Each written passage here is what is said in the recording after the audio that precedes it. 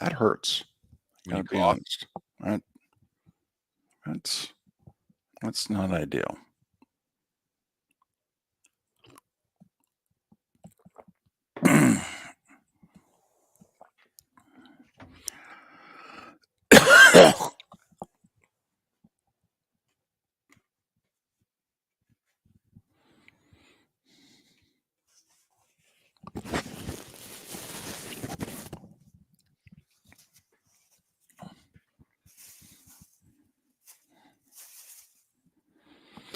I will say it's kind of like being a kid again.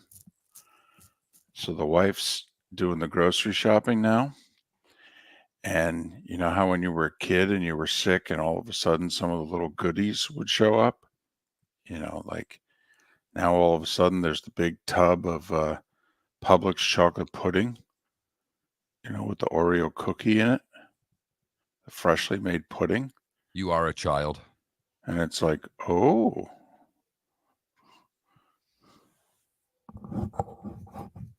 Had them at a tub of pudding. Yeah, but this is the good pudding, you know. I mean, not the, you know, little Jell-O packets. This is the good pudding. This is the good pudding. The good pudding, right. So, you know, Mark, I'm easily impressed. Doesn't take much. You know, if you're running a team, it takes a lot. If you're just putting food on the table, doesn't take much. Whew. Morning, everybody.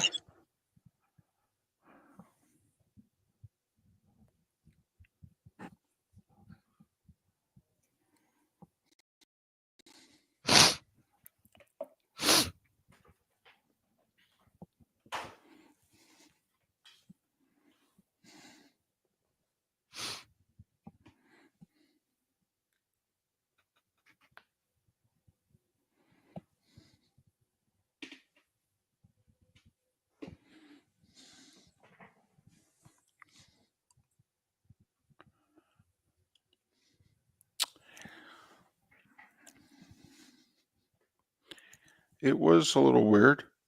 You know, it's the first time in 7 years Joe and Troy have done a game to not have been a part of it.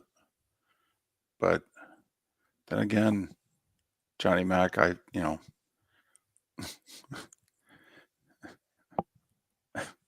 heard a little bit. It was, I mean, I could have done it. I really could have, because what I do is not physically taxing at all, but I'm trying to behave, trying to be a good patient.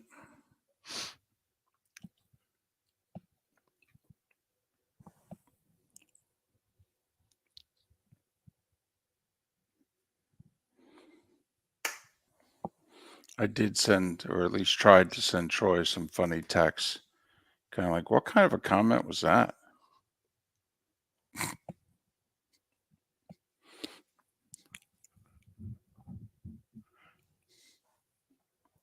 Man, there was a lot of penalties in that game again. Oh, man, have there been a lot of penalties Period. last week or so? Yeah. Whew. Man, got to rein this in. Got that right. Well, maybe you should just throw bottles on the field. They'll take the penalty away. Right. That just means more. All right, 20 seconds.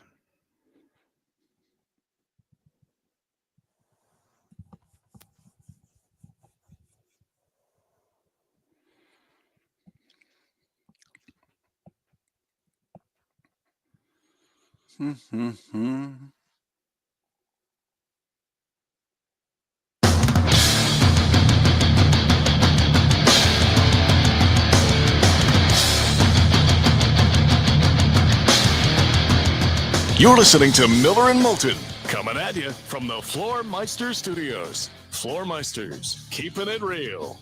And now, here's Mark Miller and David Moulton. Top of the morning to you on this Tuesday, where we can put an entire week's NFL slate to bed, albeit quickly, looking ahead to what is upon us. Hold on one second. How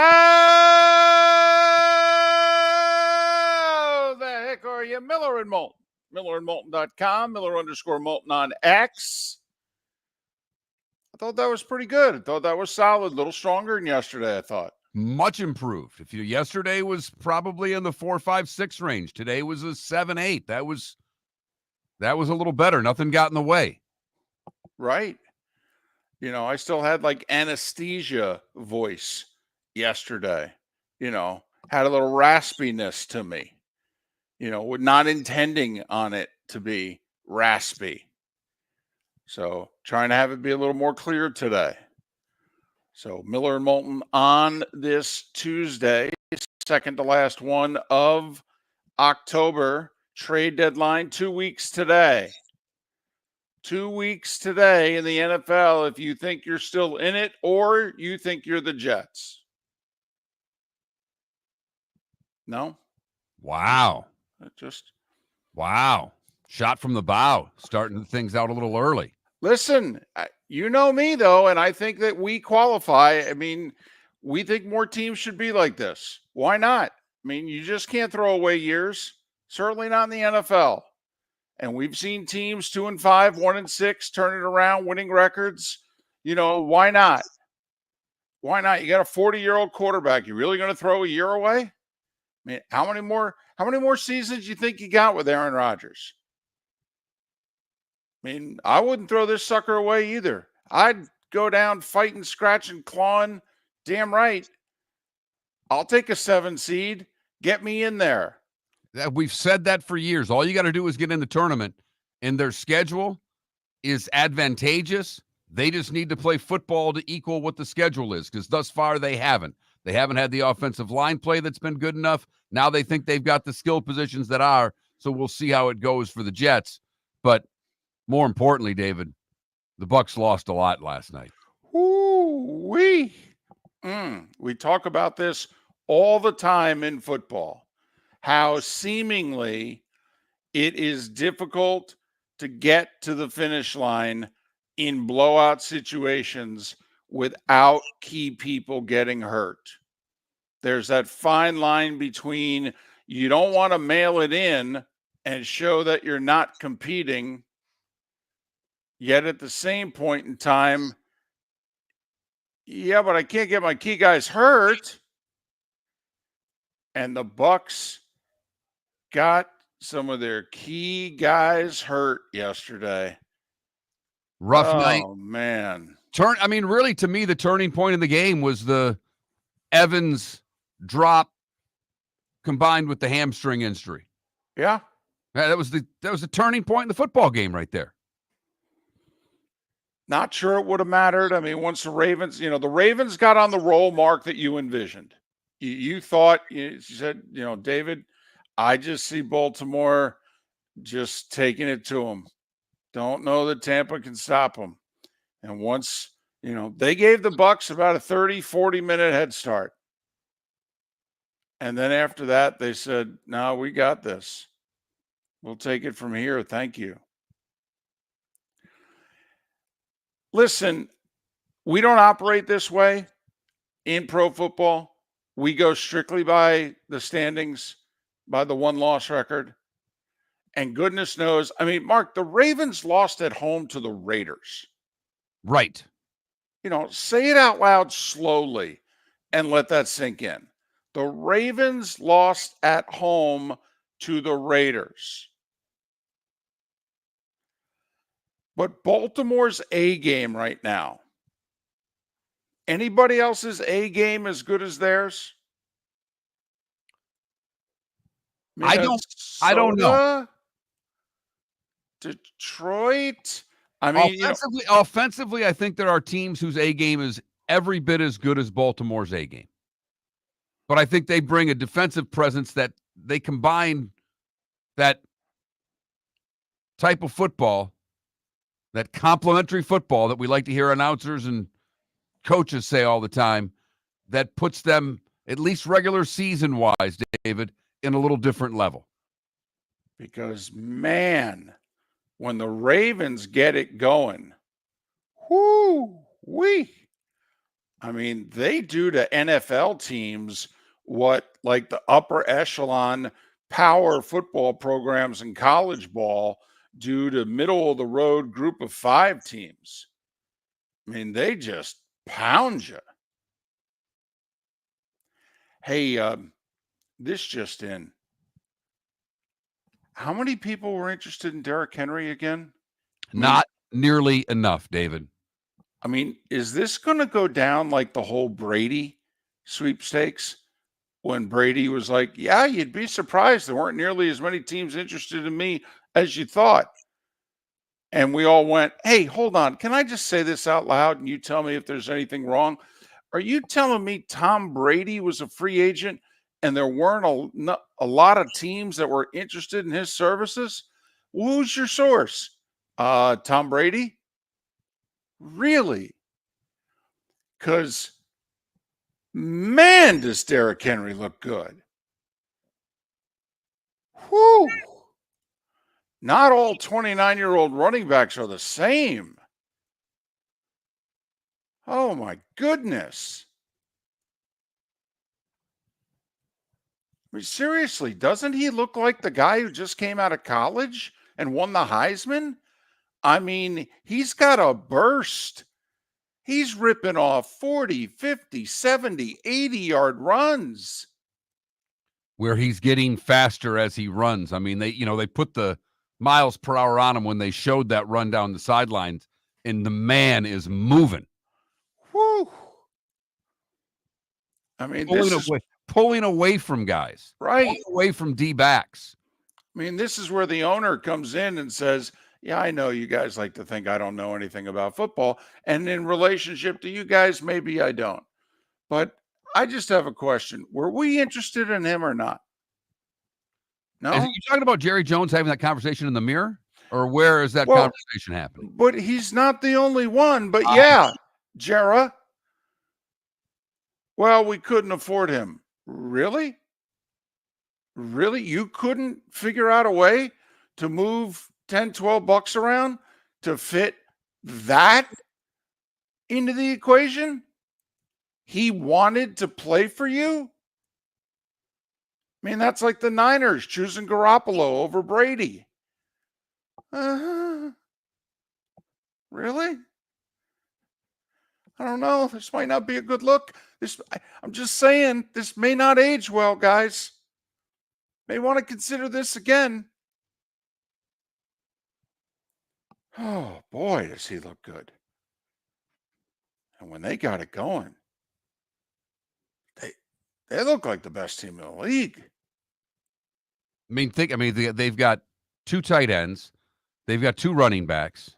They've got 2 wide receivers that are making plays. They've got a solid defense, and their line's able to protect Lamar and open up holes. And they got a 2-time MVP at quarterback right, who clearly is getting better throwing the ball. Year 2 in this offense with this offensive coordinator. I mean, if you want to dive into the numbers, Lamar, when pressured last year versus this year, totally different quarterback. Last night during the blitz or against the blitz, he was 11 of 15, David. That seems good. As far as that goes. 2 touchdowns too, by the way, but 11 of 15 with 2 tutties. That seems effective to me. That seems like, live by the blitz, die by the blitz. Bucks died by the blitz. Huh. 500 yards of offense between Lamar and Derrick Henry. Hell, did they give the ball to Derrick Henry in the first half? I think he had 4 carries in the first half, David. Thought that was the number because they put the stat up. He'd never had less than 7 carries in a half before, and he had 4. And I don't think he had another carry. I mean, I would have said something in Troy's ear to the effect of, you like to joke all the time that your passing stats would have been better if you played in a different offense because you threw the ball in the first half with the Cowboys to get the lead, and then you spent the second half handing off to Emmett. I go, well, didn't the Ravens just do the same thing? Didn't they get the lead and then turn around and go, hey, big fella, you ready? You better be. We didn't use you much in the first half. Let's go. Got fantasy owners dependent on you. Whew. But a rough night for the Bucs as they get pounded. They lose Evans to a hamstring, and then Godwin with a dislocated ankle late in the game as they were trying to make something happen after getting the onside kick and cutting the lead down to a couple of scores. Just one of those things that happen. You only have so many players in this league, and you're already down a receiver. Yep. But Evans with a hamstring, and you're coming up on a 3-game stretch that's what? Atlanta, Kansas City, San Francisco? Oh, boy. Oh, boy. And then Godwin. Oh, man. When they start bringing out the aircast, when the announcers start saying, yeah, we're not going to show that injury to you again. Oh, boy. And Mark, it's amazing.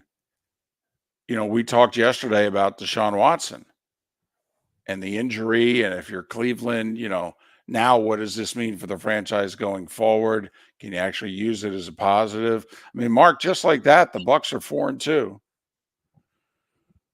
playing to be the best team in their division.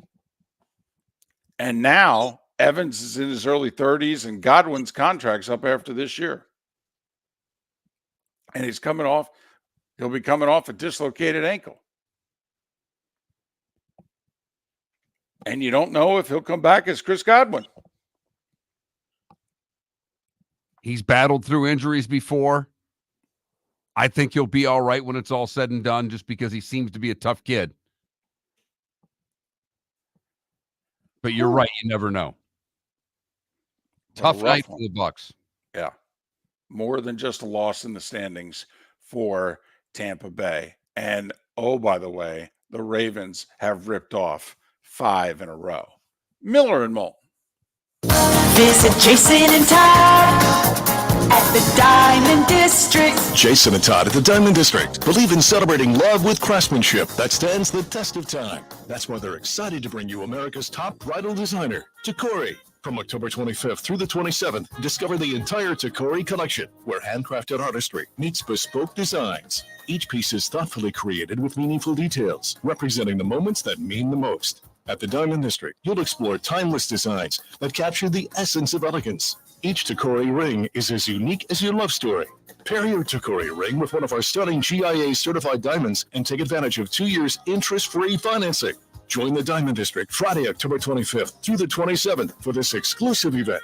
Takori, where every detail is crafted to be unforgettable. Jason and Todd look forward to shaking your hand and welcoming you to their Diamond District family. Visit Jason and Todd at the Diamond District. American Paint Supplies, for nearly 30 years, is your one-stop shop for all your coating needs. If you are a designer, a contractor, a professional painter, or a weekend warrior, American Paint Supplies is the place where experts go to get expert solutions. At 6100 Shirley Street in Naples off of Pine Ridge, American Paint Supplies delivers the best solutions with the best products with the best support. Meet Gene and his team today at American Paint Supplies. Call 239-566-2700. That's 566-2700 or online at AmericanPaintSupplies.net. Gentlemen, as your wife mentioned getting new flooring, but you don't want to go through the hassle, well, go see the Floor Meisters in Naples next to Costco. They understand your time and money are important, so they'll make it as painless as possible. With a huge in-stock selection of carpet and Cortec, they can get you the floor your wife's been asking for. They carry wood, vinyl, carpet, and tile. If you do it yourself, no problem. They can handle that as well. So go see TJ at the Floor Meisters and tell them,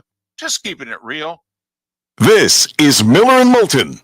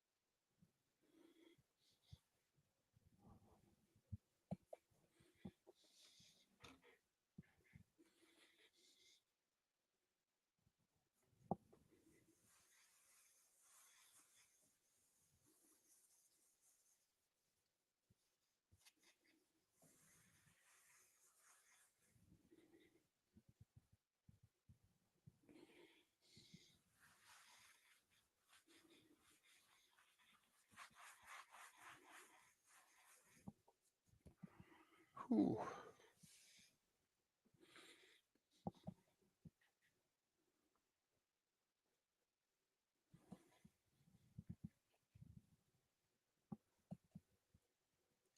There are no buys next week, and the NFL schedule looks just awful.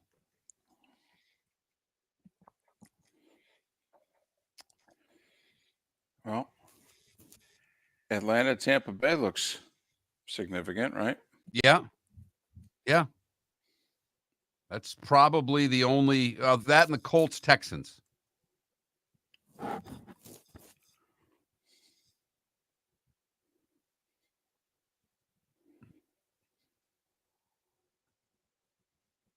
It's an 11-point spread, a 6-point spread, 10.5, 7.5, 10, 7.5, 6.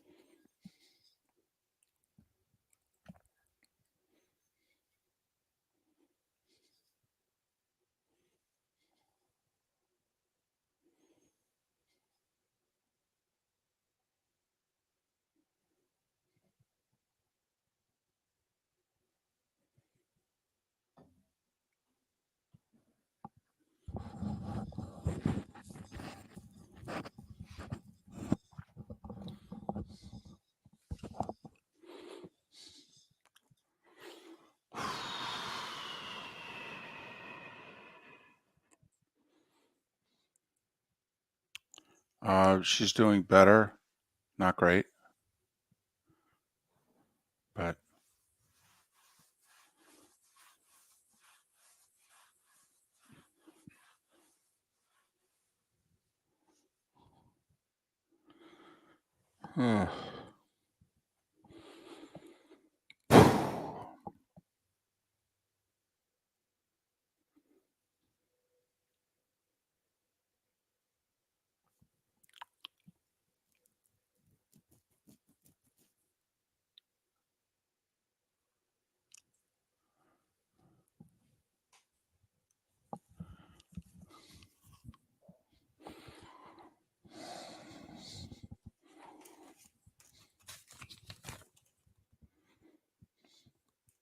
Now you're figuring it out, DC.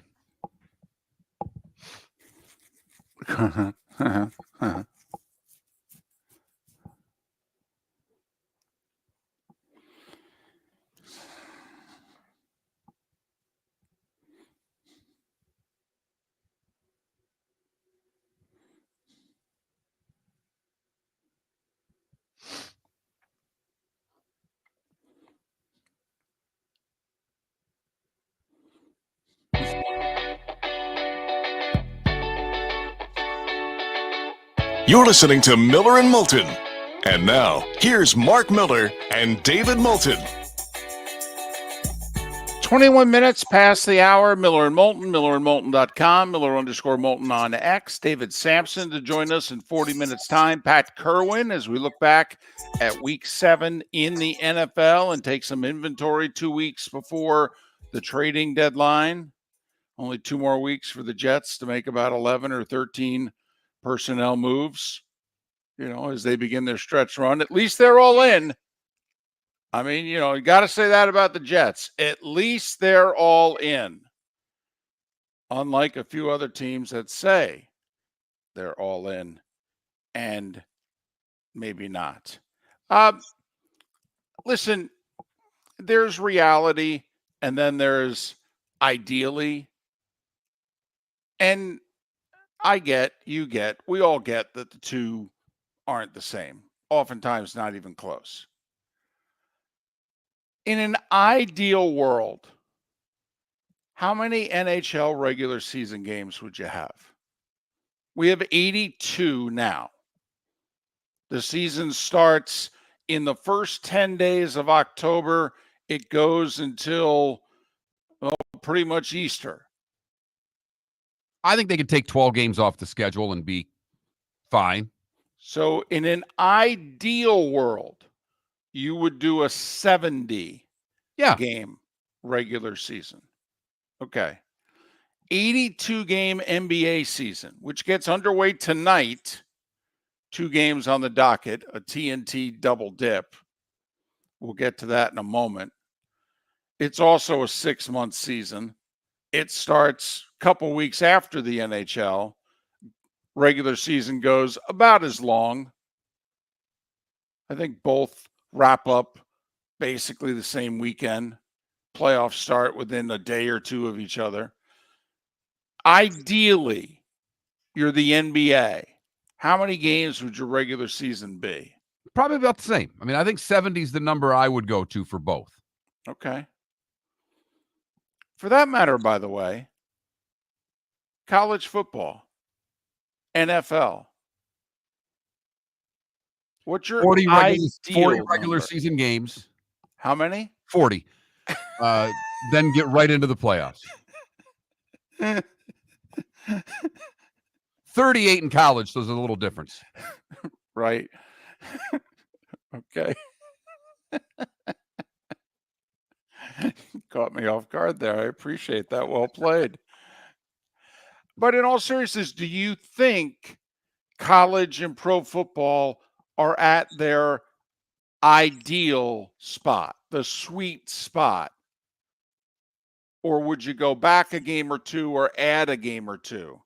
I love college at 12. I like when it starts and when it ends from the standpoint of how their playoffs work, that it's done inside the calendar year. I know the playoffs will continue on to the next calendar year, but I think college has got it right. I think the NFL, look, if they can do whatever they want, they're the 900-pound gorilla in the room, but they're going to go to 18. I liked it at 16. You and I loved the symmetry of the NFL schedule when it was 16. It made sense to us. I think they've gone a little. I don't think the 17th game is necessary. Okay. And they're going to go to an 18th. Gotcha. You know, I've been toying with the idea in college that they go 13 to fit everything into the equation, you know, so that every conference can play 9 conference games, so that schools can also schedule whether it's the big rival that's not a conference game, whether it's the in-state school that, you know, listen, it'd be really good if you played these guys, you know, the burden that's on Ohio State to play some of the in-state programs, what it does for those programs just to have the Buckeyes on the schedule, you know, things like that. I've had 13 in my head for a while. That also, this may be a way where one of the 13's an FCS opponent for everybody. You know, it in 98% of the time gets the FBS school the win, you know, trying to get to 7 so we can be bowl eligible, but also it gets the FCS schools the payday, which is important. Let's not underestimate that. It's very important. So, you know, to me, for college, I kind of have the number at 13. Okay. And I don't know that I'd do any playoffs in December, to be honest. I might do all the playoffs beginning like New Year's Eve, January 1st. I might push it back even further. I'm toying, do I do the 1 week of playoffs right before Christmas? Maybe I do. Maybe I get 1 week out of the way, you know, with the home games, if you will, the Friday and Saturday before Christmas. So I have no problem stretching this sucker into a good chunk of January. And I don't think the audience does either. I love the idea of the first playoff games being in December on campus. There's something about that intrigues me. I am so looking forward to seeing what these matchups are. I'm starting to see now the prognostications of people that we follow on X and going, all right, now we're talking. Now I'm starting to see some life to these games. And there's no doubt that 12 is providing a lot more life than 4. And 12 is going to become 14 here in due time. Now, I think we may come to the conclusion, Mark, that it's too many. That, you know, I'm not crazy about the 5th place team, even from the vaunted SEC or the Big Ten. That I'm not sure if we're going to be comfortable with the idea of the fifth best team from one of these conferences getting in. That may seem a little bit too much catering to the riches, if you know what I mean. That, hey, let's have these regular season games mean as much as possible. And if you can lose 3 of these suckers and still get in, then, how important are they really? So I think we run the risk of 14 actually being seen as too many. I agree 100% because that's going to add 5th teams. That's going to add a 5th SEC team. That's going to add a 5th Big Ten teams in some years. And unless there's a little more parity where you feel comfortable that 2 Big 12s or 2 ACCs are going to get on an annual basis, you're going to have a 5th place team from a conference get in. And that seems a little much, but it's there. And 14, put it this way, David, when we go to 14, the next step's 16, not back to 12. Well, there's no doubt about that. I don't know how long they'll be at 14, to be honest. By the way, what's the number for baseball? It's 162 currently. I don't know if you're on board with me. You know I'd split the season in half. The number for me is about $1.40, $1.44 for me. And I'd split the suckers in half, 70 or 72 a half. But what's the number for you? In an ideal world. I like where you're at, 140 to 144. I think that would be about right. I think these seasons drag on a little too long for everyone with the number of games played, unless your team's in it. And then you want every game to be played. I don't want regular season games in March, and I also don't want playoff games in November. So I feel as if I've got about 3 weeks there to maneuver. And start the day. I do want to start the Monday of National Championship Monday. I do. I might even start the Tuesday because that's also oftentimes Masters Week. I think I want the Tuesday and Wednesday to myself if I'm Major League Baseball. I really do. And by the way, everybody would play. Everybody. If your commercial property was impacted by the devastation of Hurricanes Helene or Milton, 360 Fire and Flood is here to help. Whether you've been affected by wind, water, debris, or need temporary power, our dedicated team of restoration experts is standing by to help restore and rebuild your property and your community. Call our national emergency phone number at 833-360-3334. That's 833-360-3334. Visit the website 360fireandflood.com. Mention you heard it here on Miller and Moulton. We started our show 18 years ago and have been fired 3 times, but Miller and Moulton have never lived on the edge like we are now. We have our best morning ratings ever and are steadily adding affiliates. Yet, we only have a few sponsors, and if that doesn't change, we cannot continue. But if you want to advertise on Miller & Moulton, reach out to one of us directly by texting sponsor to 21,000 or by contacting me on X at @MarkMiller or David at @TheDavidMoulton. You can save Miller & Moulton and make your business some serious money by texting 21,000 now. Gentlemen, as your wife mentioned getting new flooring, but you don't want to go through the hassle, well, go see the Floor Meisters in Naples next to Costco. They understand your time and money are important, so they'll make it as painless as possible. With a huge in-stock selection of carpet and Cortec, they can get you the floor your wife's been asking for. They carry wood, vinyl, carpet, and tile. If you do it yourself, no problem. They can handle that as well. So go see TJ at the Floor Meisters and tell them, just keeping it real. I love my shower.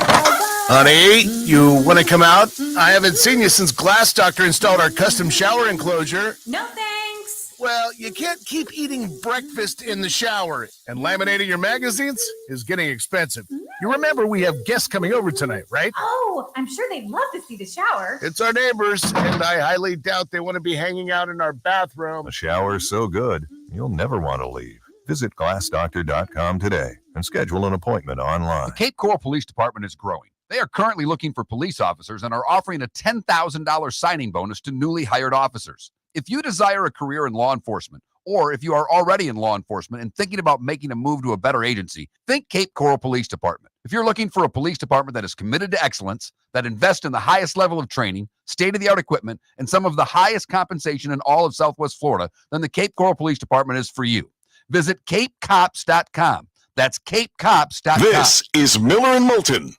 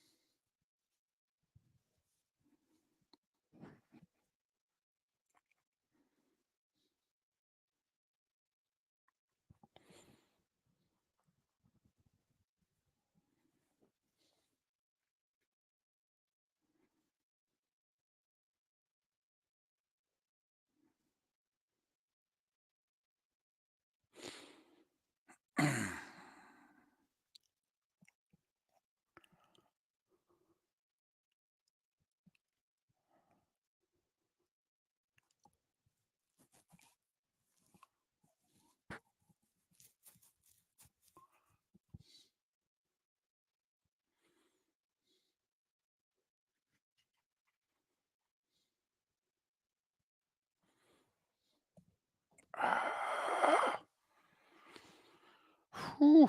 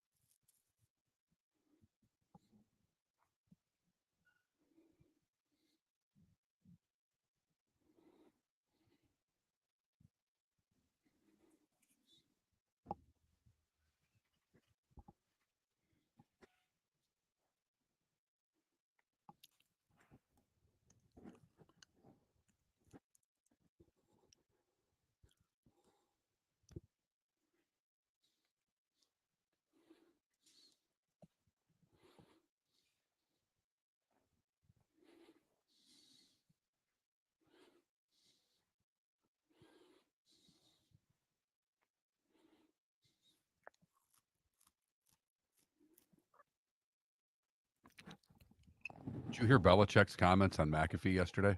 Uh-uh. He What'd he just say? ripped the Giants for not signing Saquon. I don't blame him. He's like, I don't know. He's their best player. A couple $1 million, and the coach wanted him, and the owner wanted him. It sounds like that was a GM thing to me. And I don't know. They signed a guard. He's not very good. Their line play suspect. Their left tackle can't play. They got Evan. I mean, he just eviscerated the Giants.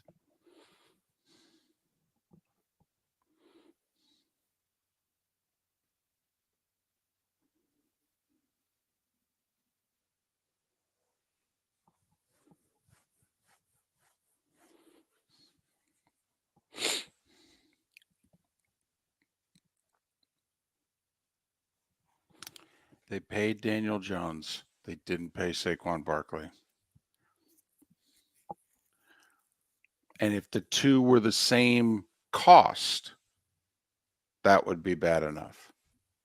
But the one guy's 3 times what the other guy is.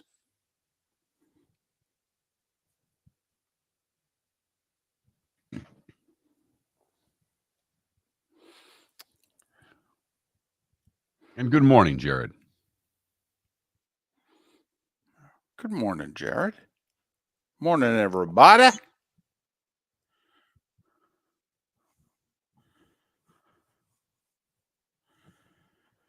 Whew.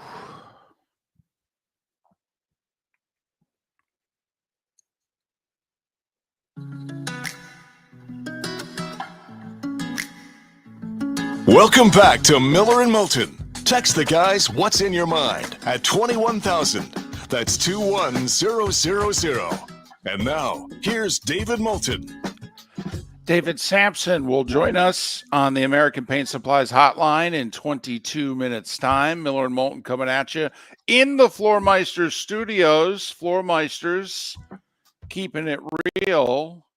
Pat Kirwan to talk all things NFL a little over an hour from now. Speaking of the NFL, let's get right to it. Time now for The Starting Five. 5 big stories you need to know. Here is the Starting Five. So arm and shoulder thing keeps that roll away from you, and that really affects your backup singing dance moves. Yeah, I mean, when you're one-armed, you Doesn't can't. look as good. No, you don't move as fast. You're not in as rhythm. All right. Besides, just to do the single point to the camera instead of the double point, I mean, it really loses its effect. Monday Night Football doubleheader last night. How many of you even watched a play of the second game? A play of the Chargers and the Cardinals? Just curious. First one was entertaining. Bucks got off to a great start. And then Baltimore said, yeah, we'll score 34 unanswered in the second and third quarters if that's okay with you. We'll put this sucker away. Lamar threw for 281 and 5. That's 5 touchdowns. Derrick Henry ran for $169 and even caught a touchdown pass. The Ravens have won 5 in a row. Bucks lost more than a game. Mike Evans, hamstring injury. Boy, there's parts of the season when you get a hamstring injury, and then there's the Atlanta, Kansas City, San Francisco part of the schedule where you've got a hamstring injury and you're probably going to miss 3 games. Oh, boy. And then there's Chris Godwin. Bucks rallying down 2 scores, just trying to get in field goal range, kick a field goal, line up for the onside kick, down to score. 3rd and 17, he's making a play. Dislocates his left ankle. Oh, boy. Out for the year. His future status in doubt. 41-31, Baltimore over Tampa Bay. Bucks technically would be out of the playoffs today because Atlanta, with the head-to-head win, wins the South. Here's something to keep in mind, just how big this Sunday's game is. I know it's early, but if Atlanta goes into Tampa and beats the wounded Bucks, not only will they be a game ahead of them in the standings, they'll be 4-0 in the NFC South and will have swept the season series from the Bucks. I mean, that'll be a pretty, and the Bucks will be 4-4 with the Chiefs and Niners lined up on their schedule the next 2 weeks. Some games are bigger than others. And Sunday feels like an absolute must for the Bucks, just like that. They went from up 10-0 and playing with house money to holy blank, are we in a spot? As for the second game that I'm guessing none of you even saw a play of, first off, because you had to sign up for ESPN Plus to get the game. And secondly, because it was the Cardinals and the Chargers. You know what a barn burner it was. Yeah, the Chargers didn't score a touchdown, yet we're in position to win. Only to have Kyler Murray hit a couple of dinks and dunks. One of them kind of ripped off for a nearly 40-yard catch and run set him up in field goal range. Connor with over 100 yards rushing. Arizona with 200 yards rushing as a team. Chad Ryland with the chip shot field goal with no time left. And those pesky Arizona Cardinals handing the Chargers one they would desperately want back. 17-15 Arizona. Cardinals are 3-4, just a game out of it in the West. But for the Chargers, they went from being a playoff team to being out of the playoffs. Right now, 4-3 holds down the final playoff spot in the AFC. Both the Colts and the Broncos at 4-3 would be your 6 and 7 seeds. A couple of other NFL notes. Don't know if you were watching Sunday late afternoon. Brandon Ayuk got hit going over the middle. As he was being carted off the field, he pointed towards his right knee. Well, he knew what he was talking about. He tore his ACL and his MCL. He's done. By the way, Deebo Samuel only played 4 snaps in the game because he was, quote, sick. He's got pneumonia. He's in the hospital. I mean, think about that. He's what, a 26, 27-year-old professional athlete in phenomenal shape, hospitalized with pneumonia. McCaffrey's not coming back next week. I mean, the Niners are in a pickle. They're in a big pickle.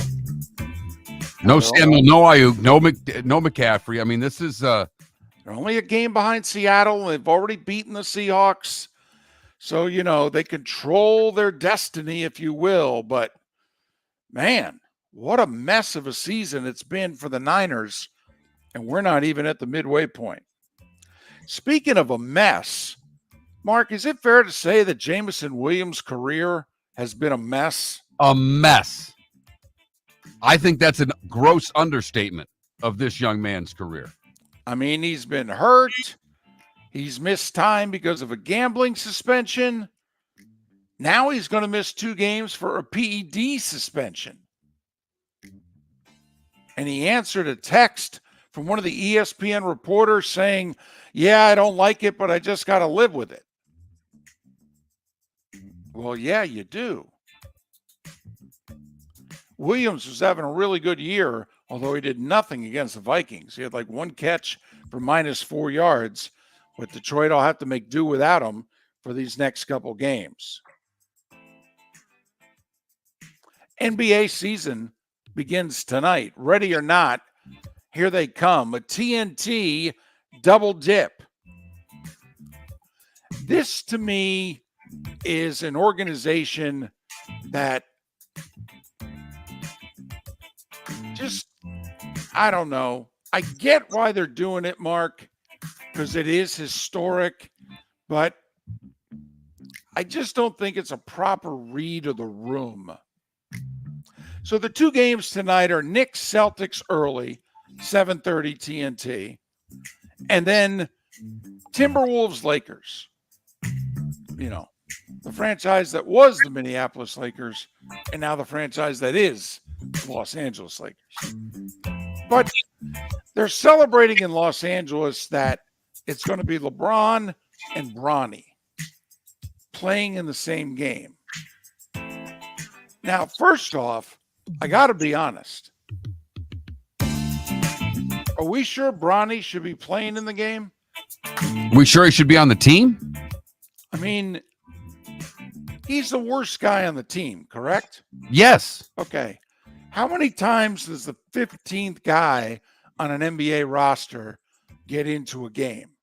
Very rarely. Going to have to be one hell of a blowout. But the Lakers are celebrating tonight as if it's a foregone conclusion. So to me, it says the Lakers are going to force Bronny into the game and into the game in the first half.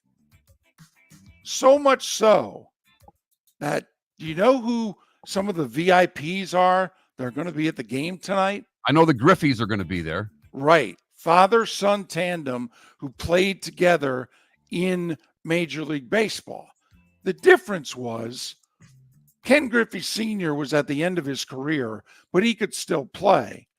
And Ken Griffey Jr. was beginning a Hall of Fame career and was the best prospect in the sport at the time that the two of them were starting outfielders and batting second and third for the Mariners.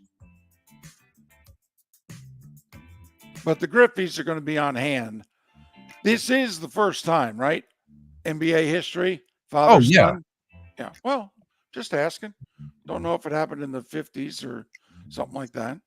But anyway, T-Wolves, Lakers, LeBron and Bronny, and make of it what you will. A lot of NBA news yesterday because 6 o'clock yesterday was the deadline for when guys had to be signed, or else they couldn't be signed to extensions during the course of the year. Denver signed Aaron Gordon to a 4-year extension worth over $33 a year. Orlando signed Jalen Suggs, 5 for $150. Atlanta did the same to Jalen Johnson. Houston, they finally have to start shelling out some money for a couple of their young guys. Center Alperen Sengun got 5 for $185. That's $37 a year for a guy you've never heard of. And they also shelled out 35 and change for guard Jalen Green. He's the first, by the way, young player to get 9 figures by signing a 3-year or less first contract extension. We told you NBA salaries are going bonkers. And along those lines, the NBA owns the WNBA. And the WNBA players yesterday opted out of their CBA. Now, they still have a year left. I mean, they can't lock out or strike. They are under contract for 1 more year. But they let the league know now, yeah, you guys need to figure this out.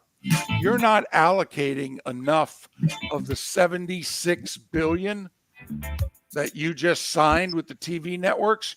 You're not allocating enough of that for us because they're only allocating about $2 billion over 11 years of that $76 billion for the WNBA, roughly $200 million a year. It may be news to most of you that the WNBA announced during the finals that they were going to lose $40 million last year as a league. $40 million. Doesn't that seem odd? I mean, salaries are very low. Minimum salaries like 40 grand. I think the maximum salaries under $250,000. They have limited number of teams, I think 12. I mean, $40 million? I mean, what are their costs? Well, I mean, they're flying charters. That's not cheap. I For understand. essentially a minor league to be flying charter flights everywhere is ridiculous to me. I know that's what they demand and get, but up until this year, no one was watching this sport. So where were they making money before this year, David? Well, they were losing a lot more before this year, Okay. according to them. NHL 1 game last night. Leafs scored 4 in the second, beat the Lightning 5-2. By the way, as we said, that game went over. Yes, that's right. We're betting the NHL. All 32 teams in action tonight in the NHL. Panthers host the Wild. Lightning are in Jersey to face the Devils. Cheapest ticket, you want to buy your way in to a Yankees-Dodgers World Series game? Cheapest ticket online is $1,300.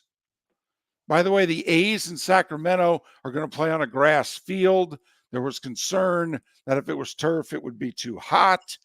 And, Mark, remember all this emphasis on the length of games during the regular season. Well, the average playoff game is over 3 hours, number one. And number two, the average LCS game is 3 hours and 16 minutes. And obviously, ratings are great and no one's complaining at all. Yankees likely going to add lefty Nestor Cortez to their playoff roster. He's missed the last month. That's valuable. They only have one lefty reliever on their roster. 2 college football games tonight. FIU hosting Sam Houston. That's on ESPNU. And Louisiana Tech hosting UTEP. That's on CBS Sports Network, part of the 55 straight days of football. And at 7 minutes before the hour, that was your starting five. 5 big stories you need to know here on Miller and Moulton. Great show lined up for you on a Tuesday. Pat Kirwan will join us in a little over an hour's time, but when we come back, it's our weekly chat with David Samson right here, Miller and Moulton, millerandmoulton.com. Mark Miller for Molly Maid. Why Molly Maid, you ask? Trust. Moulton was a customer for 15 years. Affordability. Didn't I just say Moulton was a customer for 15 years? Worry-free services. Our professional house cleaners are fully insured and a 24-hour warranty. Call Molly Maids today at 239-774-5839. That's 239-774-5839 or online at mollymaid.com/FTMYERS. That's mollymaid.com/FTMYERS. Wine glasses never fall over until you get a brand new rug. Oh, no! Ketchup bottles act normal till you're wearing a new shirt. Oh, you kidding me? And rocks slide peacefully on the road till the day you get a brand new windshield. Then they fly up off the road and attack without mercy. That's why new windshields from Glass Doctor come with our windshield protection plan. Unlimited repairs and one replacement for 12 months. Don't just fix it, protect it. Glass Doctor, a neighborly company. At Physical Therapy and Balance Centers, our goal is to help you love your life. When your life is sidelined by an injury, dizziness, surgery, or condition keeping you from doing what you love, we're here to help you heal and feel your best. Our therapist evaluation will determine the root cause of your health challenges, resulting in a unique treatment plan customized just for you. Visit www.physical.com to find your nearest location and see how we can help you love your life. Is snoring bothering your spouse? Would you like to sleep in the same bed again? Do you know that snoring can affect your sleep cycle and cause lower testosterone levels? At Sleep Treatment Direct, we have easy solutions. We have a simple laser procedure that can improve snoring in 10 minutes. If you would like to get back in the same bed or are looking for a natural way to treat low testosterone, give us a call at 239-444-1741. That's 239-444-1741. Or go to sleeptreatmentdirect.com. That's sleeptreatmentdirect.com. Sleep Treatment Direct. Sleep safe and sound. American Paint Supplies, for nearly 30 years, is your one-stop shop for all your coating needs. If you are a designer, a contractor, a professional painter, or a weekend warrior, American Paint Supplies is the place where experts go to get expert solutions. At 6100 Shirley Street in Naples off of Pine Ridge, American Paint Supplies delivers the best solutions with the best products with the best support. Meet Gene and his team today at American Paint Supplies. Call 239-566-2700. That's 566-2700 or online at AmericanPaintSupplies.net. The world-famous cigar bar started as a neighborhood place in downtown Fort Myers, and now it's a brand, a destination with 4 locations. The original place, Henry Street, Fort Myers, Gulf Coast Town Center, on Southeast 47th Terrace off the Cape Coral Parkway, and the Lounge on West 1st Street in Fort Myers. A place to go, whether you just need a relaxing drink and a smoke after a tough day at work, or a place to go celebrate. From relaxation to celebration, the world-famous cigar bar. This is Miller and Moulton.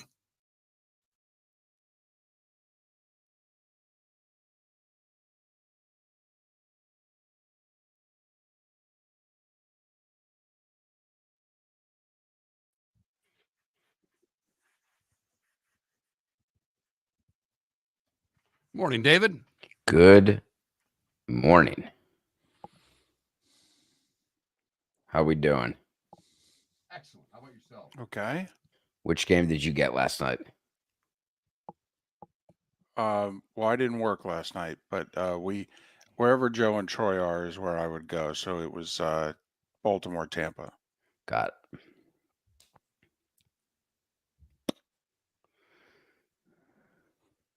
You growing a beard? Well, I kind of haven't shaved in a while, so Look it'll good. come off. It'll come off later today. I like it. It's It's barely about gray. it's about somewhere between 7 and 10 days, I Oh, think. that's actually mediocre. Not exactly Castaway style. No, definitely not. Not yet.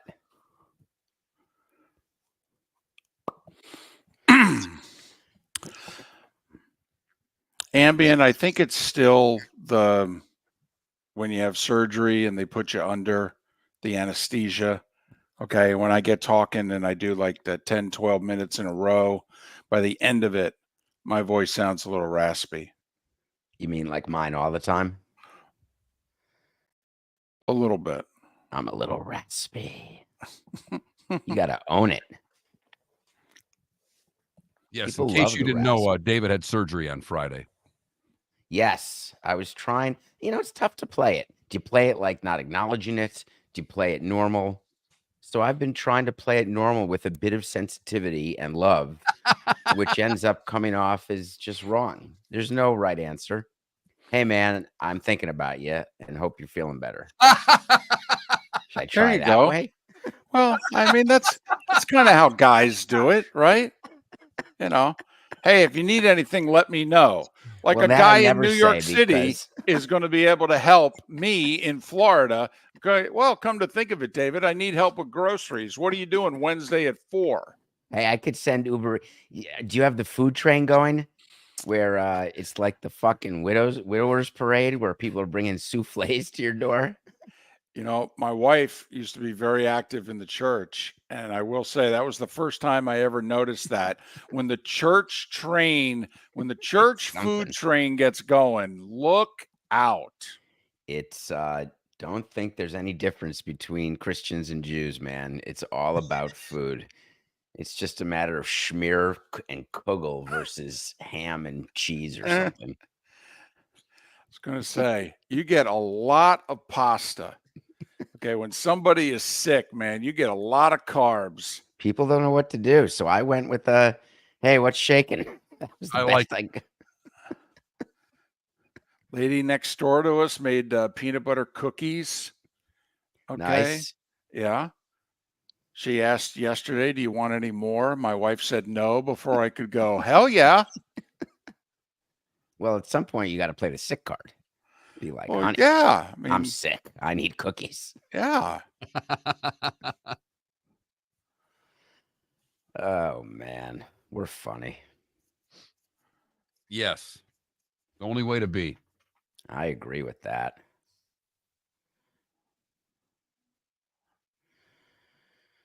All right, here we go, boys. All right.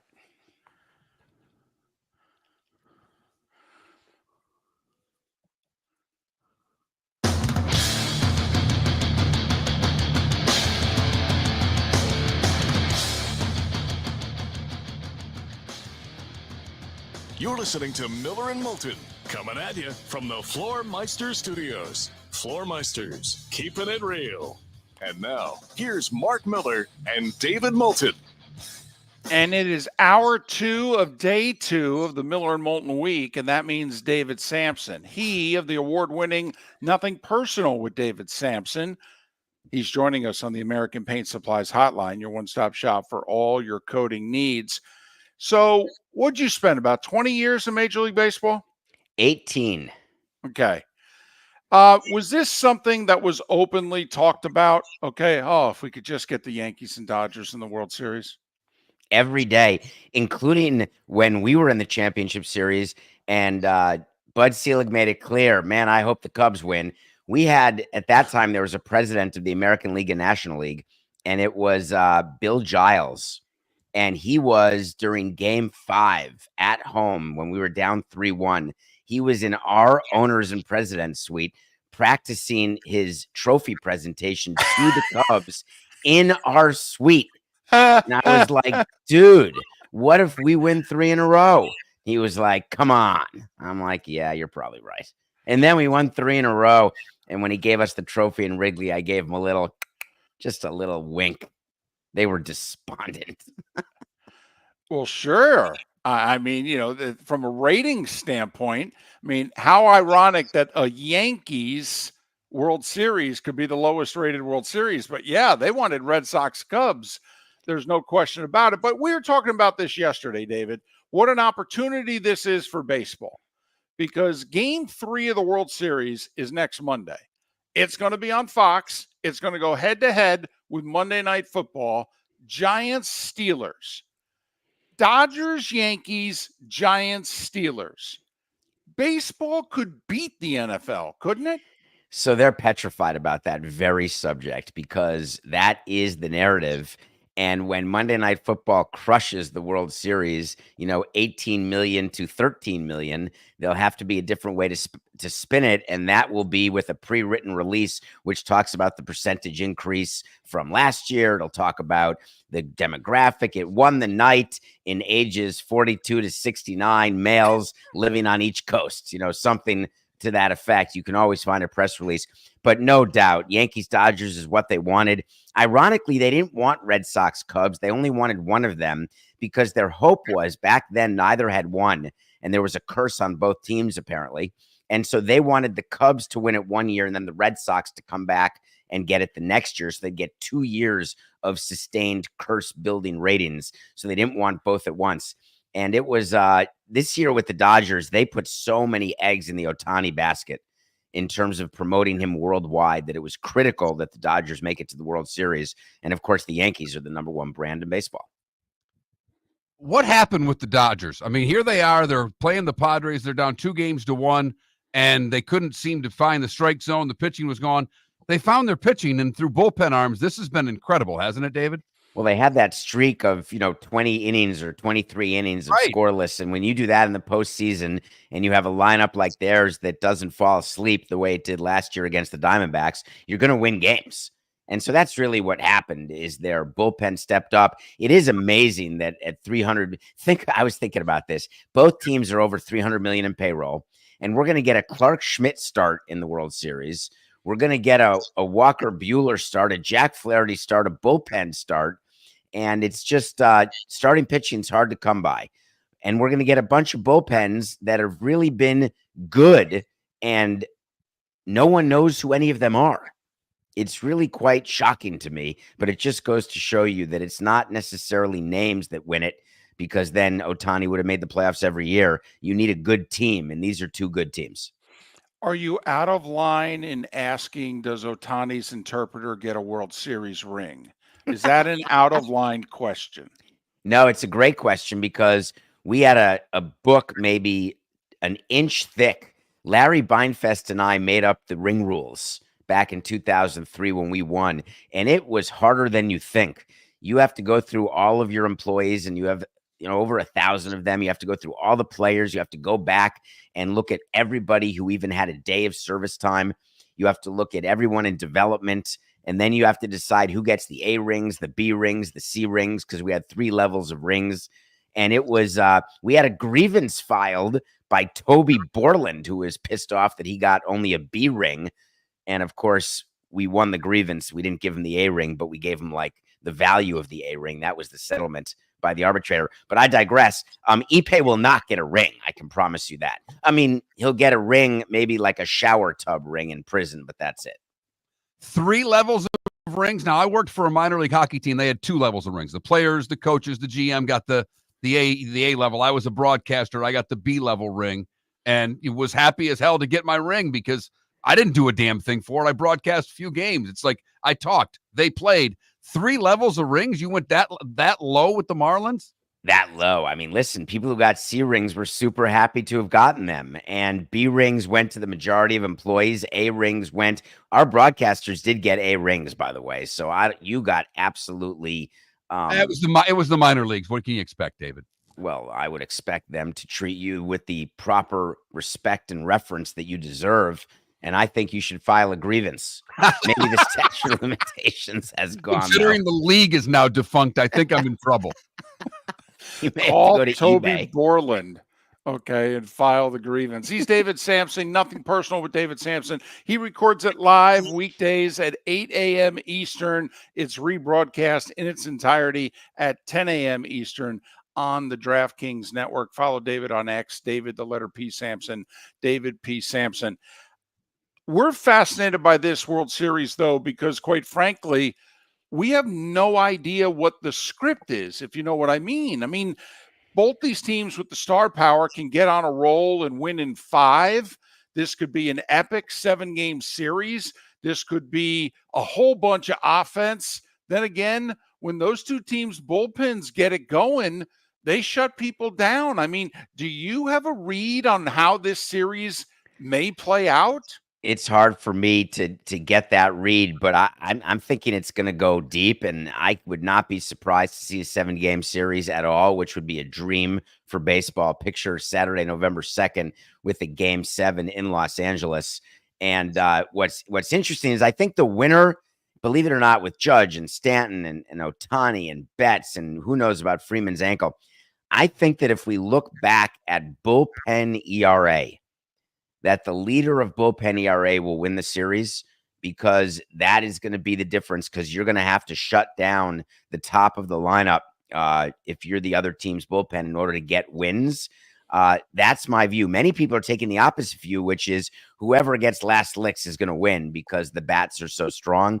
But I can't turn away from my pitching and defense. And I guess I would mention one more thing. If the Yankees make base running mistakes and run into outs the way they tend to do, I think it's going to cost them in a series like this. Boy, that's where I was going to go. They got away with some blunders in that Guardian series and got away with it because the hitting was there. And when Judge starts going and Stanton's obviously hitting as well as he is and Soto's hitting as well as he is, they make it a tough out. But I'm worried that we're going to get a lot of these blowout games that we had in the NLCS. That's my only fear for the series, is that we have non-competitive games. You know, it's interesting. The Yankees-Guardians championship series was way better, even though it was 5 games, than the Mets-Dodgers, which was 6 games, because none of the 6 games were competitive. And there wasn't even a lead change in the Mets-Dodgers series until Game 6. Before that, the first team who scored got a 6-run lead and just went on to win. Whereas the Yankees-Guardians, obviously, is just unreal with 2 extra inning games. I think it's going to be tighter. I think there is a lot of pressure on both teams, because as great as it was to win the pennant, that's not the goal of either of these teams. And by definition, one of these teams is going to be very despondent in a couple weeks. And it's going to be interesting to see which one and how that team handles it going into next year, because it's not where they will celebrate winning a pennant and raise a banner or whatever they do and make small pennant rings, but it's a World Series or bust for these franchises. Is Stanton playing his way into the Hall of Fame? Okay, he might have gotten to the magic 500 homers anyway, but a lot of people were going to hold his numbers against him as hollow numbers.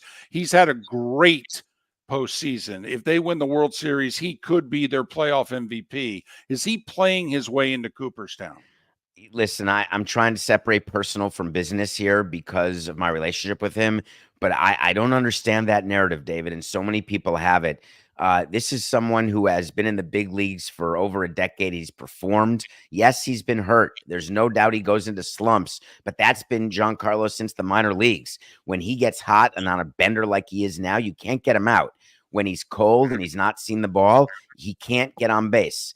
And so for me, you look at his length of service, you look at the number of home runs, you look at the imposition and the fear that he brings into the eyes of opposing teams' pitching staffs, and then you look around at the Hall of Fame and you say, does Giancarlo Stanton belong in the room, in the plaque room? And I don't see an argument where he doesn't.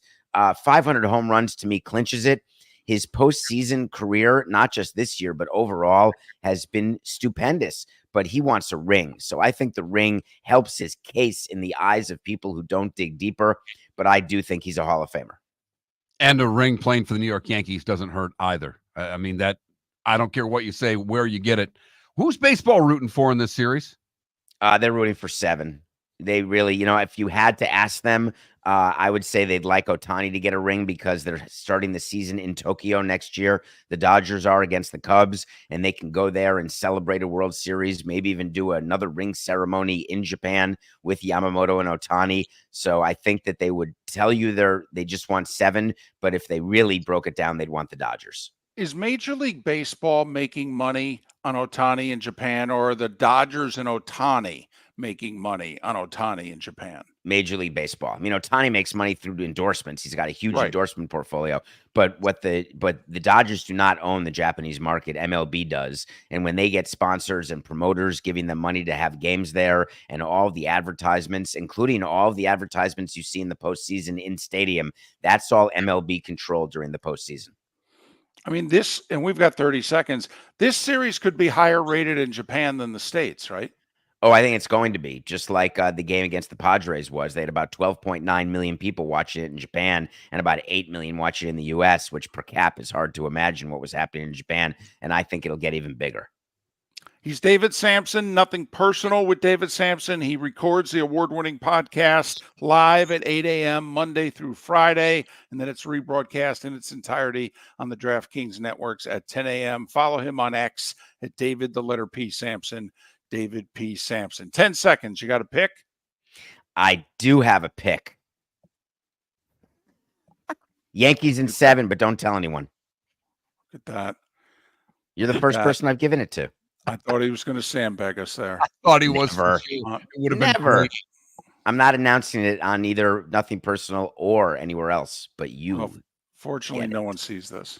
Stop. American Paint Supplies, for nearly 30 years, is your one-stop shop for all your coating needs. If you are a designer, a contractor, a professional painter, or a weekend warrior, American Paint Supplies is the place where experts go to get expert solutions. At 6100 Shirley Street in Naples off of Pine Ridge, American Paint Supplies delivers the best solutions with the best products with the best support. Meet Gene and his team today at American Paint Supplies. Call 239-566-2700. That's 566-2700 or online at AmericanPaintSupplies.net. Gentlemen, as your wife mentioned getting new flooring, but you don't want to go through the hassle, well, go see the Floormeisters in Naples next to Costco. They understand your time and money are important, so they'll make it as painless as possible. With a huge in-stock selection of carpet and Cortec, they can get you the floor your wife's been asking for. They carry wood, vinyl, carpet, and tile. If you do it yourself, no problem. They can handle that as well. So go see TJ at the Floormeisters and tell them, just keeping it real. Mark Miller for Molly Maid. Why Molly Maid, you ask? Trust. Moulton was a customer for 15 years. Affordability. Didn't I just say Moulton was a customer for 15 years? Worry-free services. Our professional house cleaners are fully insured and a 24-hour warranty. Call Molly Maids today at 239-774-5839. That's 239-774-5839 or online at mollymaid.com/FTMYERS. That's mollymaid.com/FTMYERS. Wine glasses never fall over until you get a brand new rug. Oh, no. Ketchup bottles act normal till you're wearing a new shirt. Oh, you kidding me? And rocks lie peacefully on the road till the day you get a brand new windshield. Then they fly up off the road and attack without mercy. That's why new windshields from Glass Doctor come with our windshield protection plan. Unlimited repairs and one replacement for 12 months. Don't just fix it, protect it. Glass Doctor. A neighborly company. This is Miller and Moulton.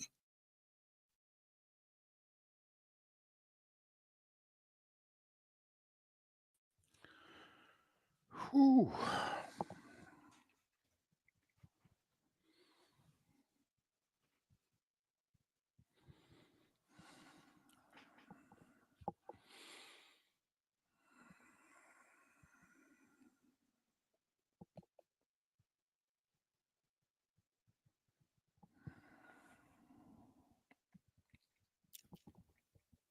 I'm really hungry this morning. Okay. And I have not eaten a morsel in front of you. No. I just haven't had any food, really. I didn't really eat yesterday. Oh. Is there a reason for that? Gotcha.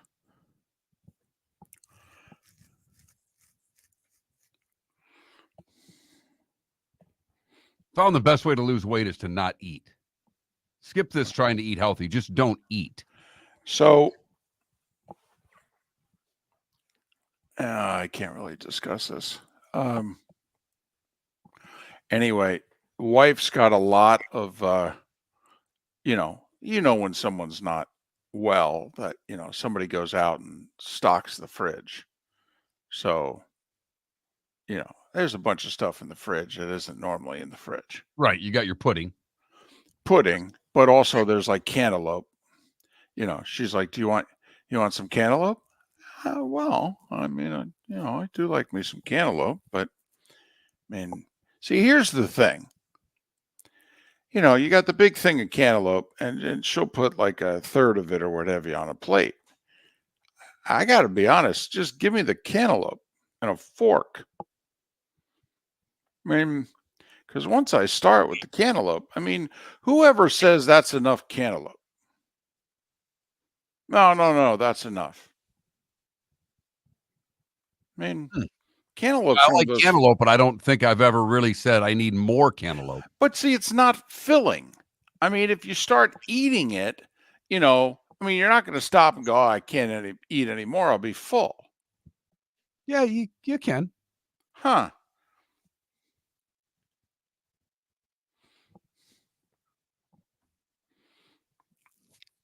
Look at Ambient. The show's going so well today, and you have to bring up merchandise.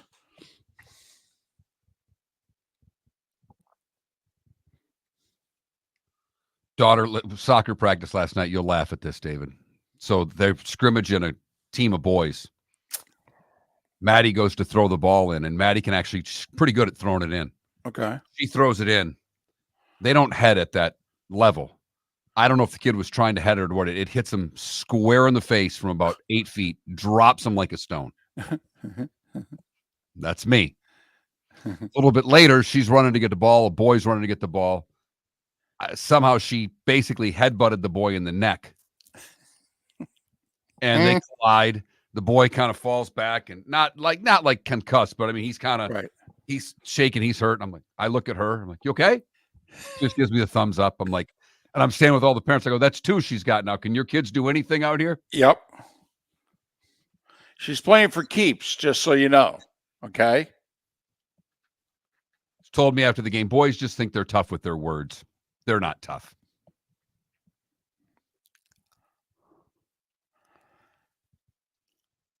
I would keep that philosophy for later in life, young lady. Yes, ma'am. You got that right. We don't have any Ambient. We've never had any.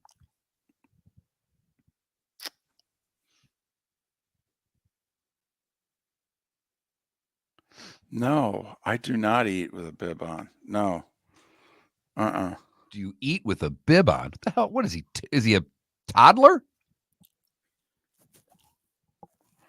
No, I slop.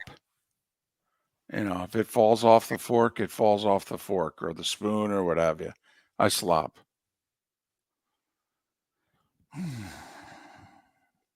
Cantaloupe sounds good, though. I'm a big cantaloupe guy. I don't have it often, but when I do, I love it.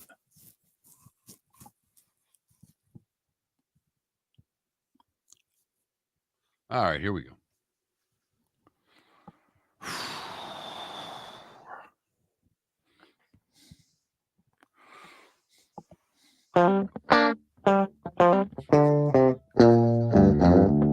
You're listening to Miller and Moulton. And now, here's Mark Miller and David Moulton.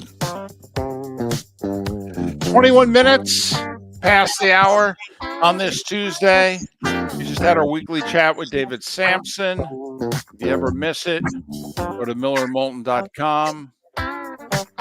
Download what you miss on the show. We got Pat Kirwan coming up in about 40 minutes time to look back on week 7 and look ahead 2 weeks before the trade deadline. Where are we? Like, Mark, if you're Jason Light, the GM of the Tampa Bay Bucks, how aggressive are you going to be here? Mike Williams with a hamstring injury looks as if he's going to miss a few games here. You're at a crucial part of your schedule. Atlanta, Kansas City, San Francisco. Ouch. And Chris Godwin's out for the year with a dislocated left ankle. I mean, you calling Tennessee about D-Hop? You calling the Jets about Mike Williams? He's their number 4 receiver for them. But, hey, man, he could probably start and play for you. I'd call the Jets on Williams before I'd call on D-Hop. I think the price would be less. I think it fits what they need. But I think they've got to be pretty aggressive here because, as you mentioned, Evans is going to be out. I mean, that hamstring, I don't see him playing in the next couple of weeks. Right. That didn't look like an injury where you're back on Sunday. No. Which means you have until day's end today to make a deal if you really want someone to play and contribute on Sunday against the Atlanta Falcons. Now, obviously, you could pluck somebody off another team's practice squad, but then that's somebody who's not deemed to be one of the top 4, maybe even 5 wide receivers on the team. I mean, how good are they? I mean, is there an unemployed wide receiver? I mean, isn't Hunter Renfrow still unemployed? I mean, the longtime Raiders wideout? No, I know who you're speaking of. I don't believe he's playing with anybody. No. I mean, there's a part of me that, to me, is that an injury situation? Is that a concussion thing? I mean, boy, there would seem to be a job in the league for him. He's 28 years old, I believe.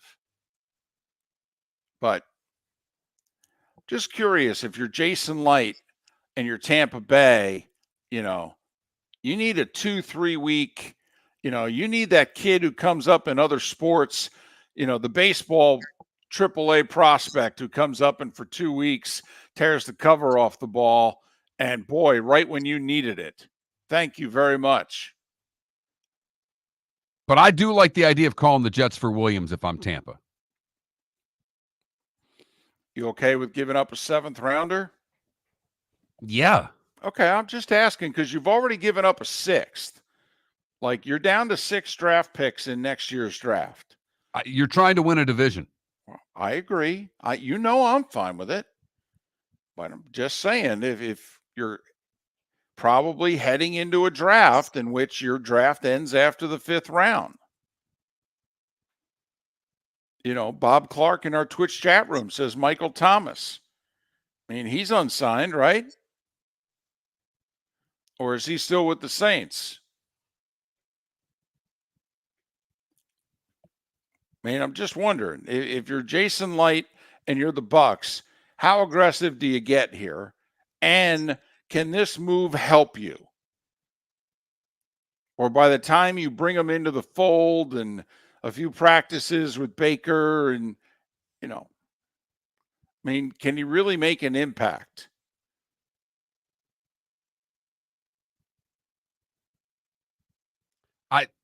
David, I think right now with where the Bucks are at the receiving core, they need to bring someone in ASAP. They need someone for this week. Now, the good news is that the Bucks have, I think, developed a little bit of a running game that I think they can just try to attack Atlanta running the football and see if that can get it done and play in the mud and try to win a 20-17 game against the Falcons. But just like that, it got late early for Tampa Bay. They're tied with Atlanta, but Atlanta's beaten them head-to-head. The Falcons are already 3-0 in the division. And if Atlanta comes into Tampa and wins on Sunday, the Falcons are a game ahead of Tampa, owning the tiebreaker against them. And then, oh, by the way, the Bucks have the Chiefs and the Niners lined up the next 2 weeks. I believe both on the road. Ouch. This season can go south quickly. Now, Bucks were 4-7 last year and rescued it from the depths. But that's asking a lot 2 years in a row, especially since a big reason why they rescued it last year, their 12th game was in Atlanta, and Baker led them to a come-from-behind win. So the turnaround happened at the Falcons' expense. If I said the Bucs season was on the line Sunday, would you agree with me, David? Yes. Yes. Absolutely, I would. Like, I'm wondering, do you call Miami about Odell? I mean, he doesn't seem to have, I know he's supposed to be the number 3 receiver. I don't know. He doesn't seem to have a role with them. I have no idea what the hell they're doing on offense. Now, I know they're supposed to get Tua back, and so in theory, everything can change. But I'm just wondering, do you call the Dolphins about Odell? David, I think Jason Light's working the phones with every team in the league today. I mean, I think this is the pro personnel guy is in, and they're working. They're already there. They're trying to figure out what to do. Last night was an unbelievable loss for the Bucs in so many ways. There's veteran receivers. I mean, I think the Bills just cut Valdez-Scantling. All right, but you have to move quick. These guys get Mondays and Tuesday workouts. If you're going to move on some of these guys, they get signed pretty quickly. But it just seems as if the Bucs season, just like that. I mean, they're up 10-0 and 10-7 and in the red zone, and life is grand. And then Evans gets hurt. Baltimore scores 5 straight possessions. And, oh, yeah, Godwin dislocates an ankle, and he's done for the year. But, I mean, just those back-to-back plays. Evans gets hurt dropping the ball in the end zone. Pulls his hamstring, getting pulled down. Next play's an interception. Right. I mean, that sequence may have been the Bucs season in a nutshell, David.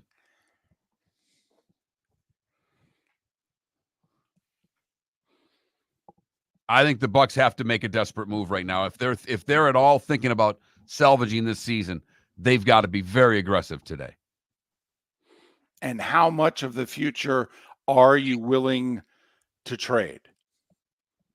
Are you willing to give up anything more than like a conditional 7th round pick? That if somebody says, hey, I'll give you a good player, but it's going to cost you a 4th. I mean, you got to give me something of value. I got to answer to my owner why it is I gave away this guy, and he's going to say, can he still play? Oh, yeah, he can still play. Then what the heck do you only get a 7th rounder for? I don't think the Bucs will give up a 4th round pick. I don't. I think you're talking a back end, maybe a 6 because they've already given away 6 for next year, maybe a 6 the following, but I don't see them giving a 4th round pick. It's not what Jason Light does. So you think what you would do is you'd go 7th rounder in 25 and then maybe a 6th rounder in 26 or just a 6th rounder in 26. Either one of those would work for me if I could get a player. Now, it is interesting if some of the, guys that are not producing with their current teams, there's a few weapons in Jacksonville that aren't producing, right? Right, but have they cashed in their season yet? Well, they traded away one defensive lineman to Seattle. I mean, I don't know. But like you said, if you're working the phones, aren't you calling? Aren't you saying, hey, Balky, you sure you want to hold on to this guy? Because we ain't going to be calling next week. We got to make a deal now. Mark Miller for Molly Maid. Why Molly Maid, you ask? Trust. Moulton was a customer for 15 years. Affordability. Didn't I just say Moulton was a customer for 15 years? Worry-free services. Our professional house cleaners are fully insured and a 24-hour warranty. Call Molly Maids today at 239-774-5839. That's 239-774-5839 or online at mollymaid.com/FTMYERS. That's mollymaid.com/FTMYERS. Gentlemen, as your wife mentioned getting new flooring, but you don't want to go through the hassle, well, go see the Floor Meisters in Naples next to Costco. They understand your time and money are important, so they'll make it as painless as possible. With a huge in-stock selection of carpet and Cortec, they can get you the floor your wife's been asking for. They carry wood, vinyl, carpet, and tile. If you do it yourself, no problem. They can handle that as well. So go see TJ at the Floor Meisters and tell them, just keeping it real.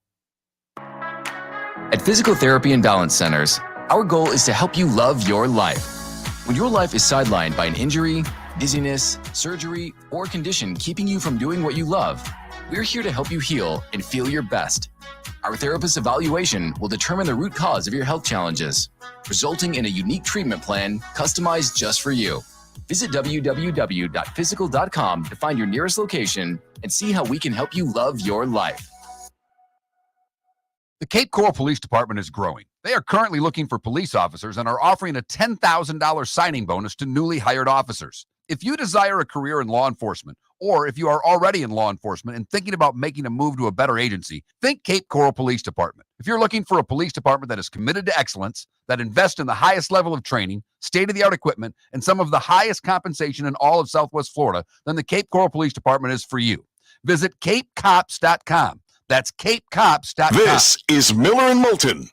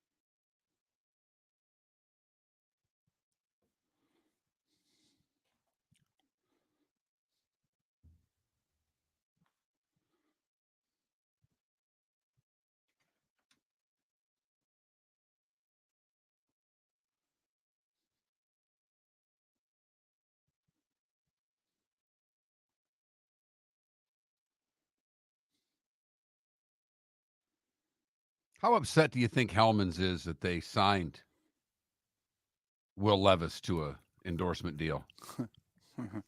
Yeah.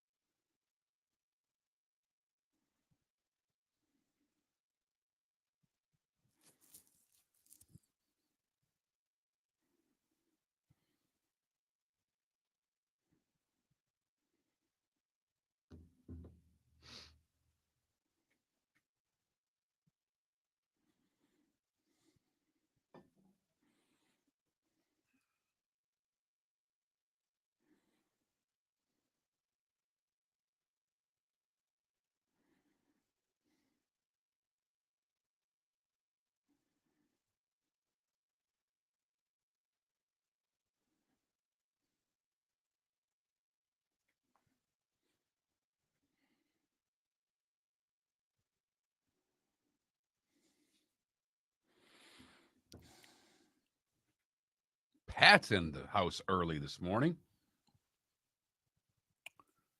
Who's that? Kirwan is in the on deck circle already. Oh.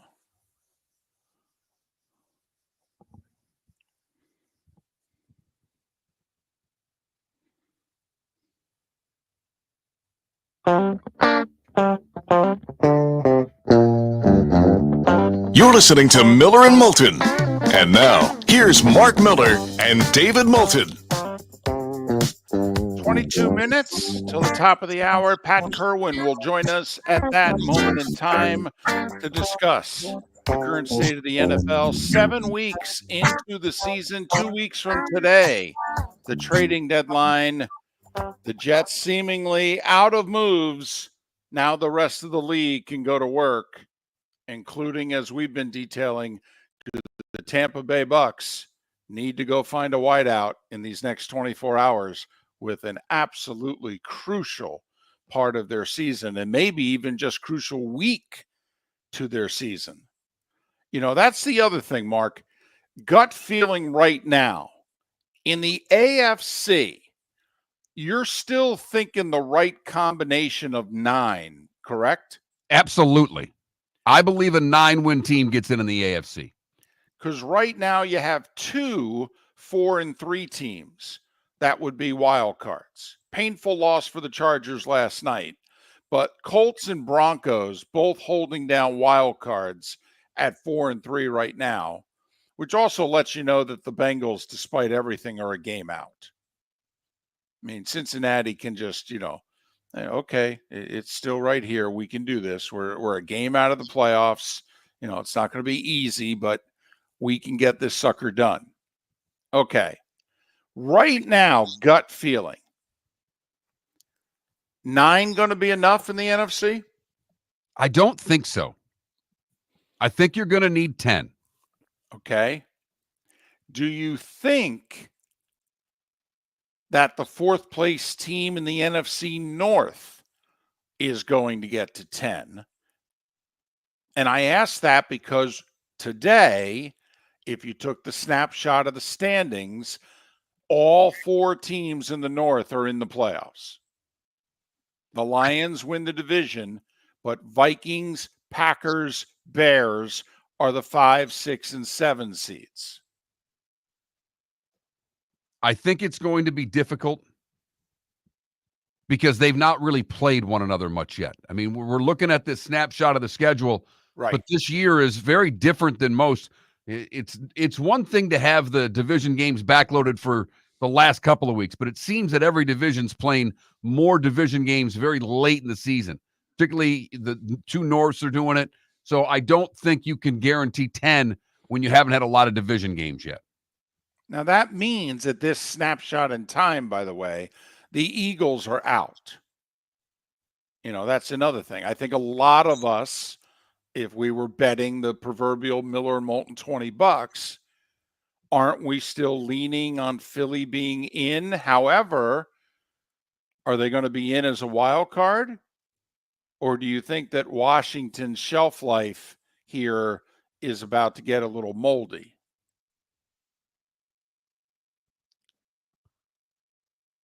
I think Washington's going to be there in the end. Are you sold on Philly being the division winner? Because I'm not. Well, and not, they beat the Giants. So what? I understand. Hey, I mean, it's a road division win. Listen, good Philly's a playoff team. We know that. Bad Philly is everybody gets fired. And it's a week-to-week proposition. But good Philly showed up last week. Okay, great. But right now, Mark, our $20, you betting Commanders or you betting Eagles to come out of that division? I mean, come on, you and I love the quarterback in Washington. I know you're killing me with this right now. Exactly. You're killing me. I understand, but that's also, if you're a general manager, you're trying to figure out what's the number in my conference. Lately, 9 has been the number. It's been the right combination of 9, but 9 since we've gone to 14 teams. Now, last year, the Steelers won their last 3 to post 10-7 as the 7 seed. I think they would have gotten in with 9. But each of the last 2 years, Mark, the 2 years that we've had of a 14-team playoff, the 7 seed in the NFC has been 9-8. It's been the right combination of 9-8, but it's been 9-8. But I think we all believe that the NFC is not the NFC of just a couple of years ago, that the league, that conference is deeper, better than it's been in a decade. I mean, we're sitting there, we're talking about all these teams, and we haven't even mentioned the Cowboys, who still at 500, I don't think are a playoff team. I didn't think so when the season started, but you can't count them out based on the fact of what they've done the last couple of years. But also now, like you and I have thought for, I think, much of the offseason, we had 2 coming out of the South. Nobody had 4 coming out of the North. Come on, let's be honest. I mean, that's just, you need to sit down and take a nap territory. You're hungry. You need a Snickers. I mean, pick your cliche. But this moment in time, they're all playoff teams. And for one of the few times, Mark, we actually think every team in the division has a quarterback. That they're not achieving in spite of their quarterback. And that changes how we look at teams. Why do you think you and I are willing to seriously consider Washington winning the East? Because of the quarterback.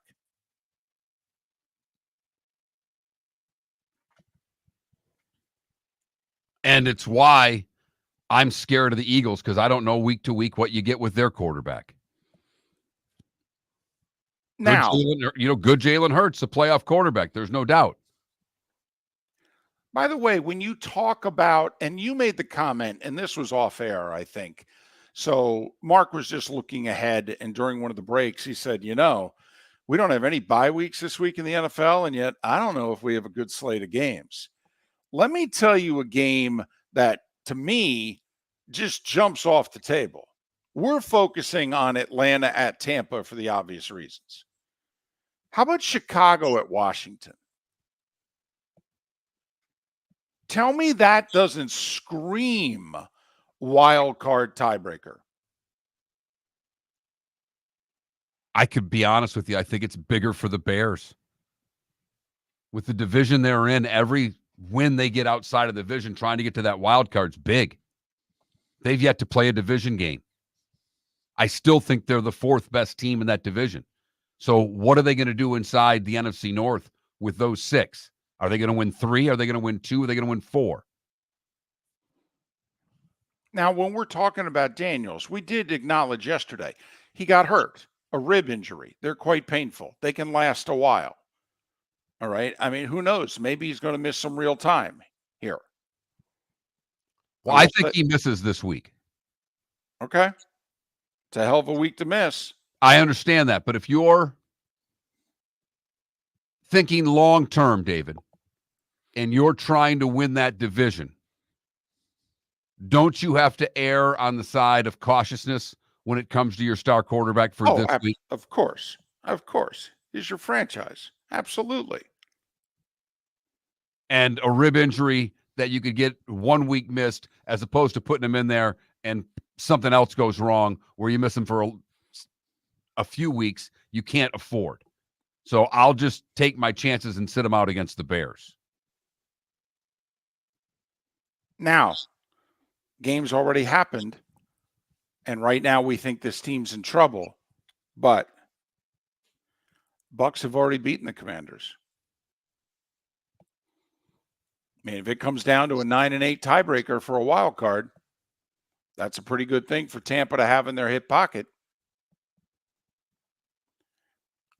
Mark, Washington's already at 5. They're home for Chicago. They're at the Giants the next 2 weeks. I mean, it's tough not to get a little over your skis here if you're a Commanders fan. You're like, holy blank. We could be, come on now. These are 2 winnable games. Not going to be easy. Might have to do it with Marcus Mariota, but home for Chicago, at the Giants. That's what's between you and 7-2. And if you get to 7-2, you printing playoff tickets? You're certainly distributing invoices, David. You're sending out invoices with that record. I like what you did there. As somebody who's distributed an invoice or two. You know, and also that would be the Commanders who have the Titans. Now, they have a challenging schedule after these two games. They basically, you know, if you consider at New Orleans, I mean, by then Carr will be back when they go to New Orleans. That'll be mid-December. I mean, there aren't a lot of laydowns for the Commanders the rest of the year. Well, and that's why for the Bears, this is monster coming off the bye. They've got the Commanders this week. They're at the Cardinals. They're home for the Patriots before they start playing a bunch of division games. You figure they have to get two of those three. Yeah. Have to. But boy, if they get Washington this week, tell me you don't start thinking we're going to be in the playoffs. So I know it's a snapshot in time. It's very dangerous to do. You know, is the number 9, is the number 10. A lot can happen the rest of the way. We all know that. But whew. If you're wagering right now and you're sitting around shooting the bull, one playoff team or two out of the NFC East right now. Gut feeling. So I'd go 2. Okay. So if you're going 2 out of the East, gut feeling out of the North, 2, 3, or 4. 3. That means there's no other wild cards. Yep. That means the South and the West are one-team divisions. David, the Bucs season is coming up on Sunday. What happened last night with the injuries that happened to both receivers and now Atlanta on the horizon, their season is this week. If they don't win that game and they lose both games against the Falcons, I have a tough time seeing them making the playoffs, period. It also makes you realize, you know, this moment in time, Philly and Dallas are out. I mean, you know, just, I don't want to say it's getting late early, but you can't, got to stop screwing around, boys. Well, Dallas got to figure out a way to win at home. You can't be 0-3 at home and think you're a playoff team. It doesn't work that way. How weird is that? How weird is that, by the way? 2 consecutive unbeaten regular seasons at home. And now, Mark, not only are they 0-3, they basically haven't been competitive at home. I mean, they had a good fourth quarter against the Ravens to make that score look close. I mean, they've been whacked basically 3 times at home.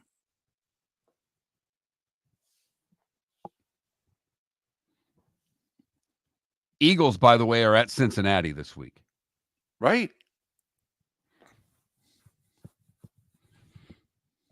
That's huge for the Philadelphia Eagles. Washington, Philly, or Dallas to win the East. Who you putting your money on? Philadelphia, I think. You're not happy about it. I can tell. No, I'm not. I'd like to pick Washington, but I'm not ready to yet. Would it make you feel any better if it was my money? Because you sounded disgusted. You actually sounded like it was your money. Okay, would it make you feel any better if it was my money? No. No, I think I'd rather buy a round of beers and call it a day. I don't know if I like this bet. Washington plays both Philly and Dallas twice the second half of the season. They have set this TV show up for a great finish with all these divisional games in the second half, David. They really have. Because I don't think we have a clue what's going to happen in this league yet. We're just getting to the point where we're trying to figure out if teams are contenders or pretenders, and they haven't played their big boy games yet. Get ready to start seeing a lot of Washington Commanders football, though. Get ready, because that's a big fan base that's been dormant for a long time. And trust me, ask a TV executive about the NFC East teams and audiences. They love when the NFC East is good. The NFC North being good, that's cute. It is. It's cute. The NFC East being good, that's ratings. That's ratings gold. And they haven't been able to get anything out of the New York and Washington, D.C. markets for most of the last 10 years. Throw a little Chicago into the mix. Now you're talking. Mm-hmm. Yep. Just saying. So a couple of games that we've already got circled. We'll get to them with Pat. 7 weeks in the books. Trade deadline 2 weeks from today. Pat Kirwan of NFL Radio and CBS. He will join us next here on Miller and Moulton.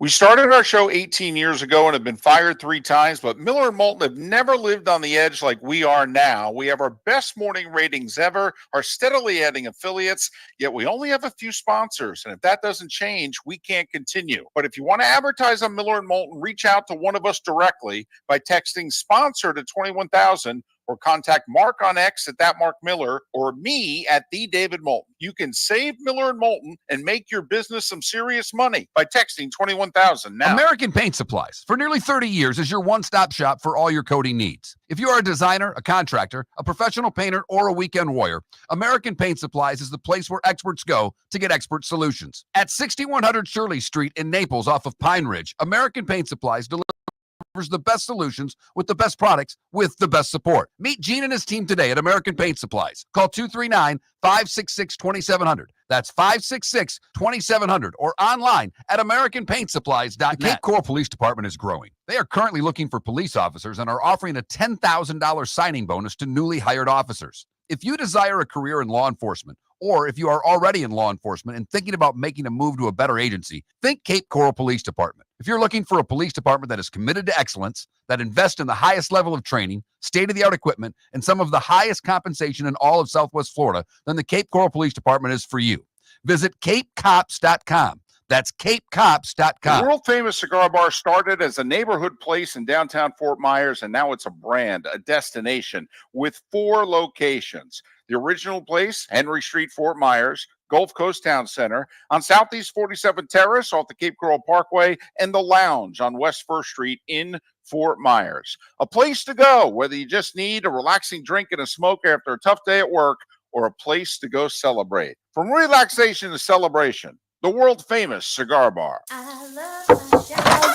Honey, you want to come out? I haven't seen you since Glass Doctor installed our custom shower enclosure. No thanks. Well, you can't keep eating breakfast in the shower, and laminating your magazines is getting expensive. You remember we have guests coming over tonight, right? Oh, I'm sure they'd love to see the shower. It's our neighbors, and I highly doubt they want to be hanging out in our bathroom. The shower's so good, you'll never want to leave. Visit glassdoctor.com today and schedule an appointment online. Is snoring bothering your spouse? Would you like to sleep in the same bed again? Do you know that snoring can affect your sleep cycle and cause lower testosterone levels? At Sleep Treatment Direct, we have easy solutions. We have a simple laser procedure that can improve snoring in 10 minutes. If you would like to get back in the same bed or are looking for a natural way to treat low testosterone, give us a call at 239-444-1741. That's 239-444-1741. Or go to sleeptreatmentdirect.com. That's sleeptreatmentdirect.com. Sleep Treatment Direct. Sleep safe and sound. This is Miller and Moulton.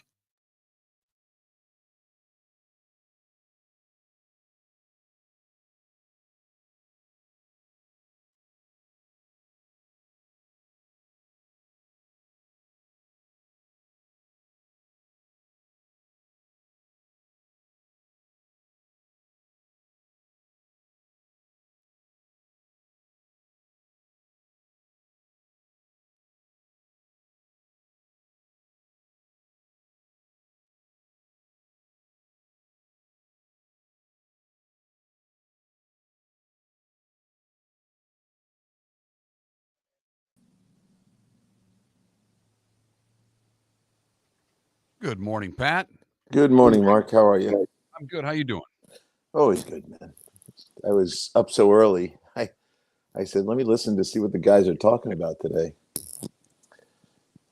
Time. I said, I'm not going to sit here and just keep working on next week's games. I'll just start listening in to the fellas and hoping I heard David's voice, which I did, which was great. Yep. Guy's a warrior. Yes, he is. It's amazing. Even the last episode with his kidney stuff during COVID, incredible. Should all take a lesson from that guy.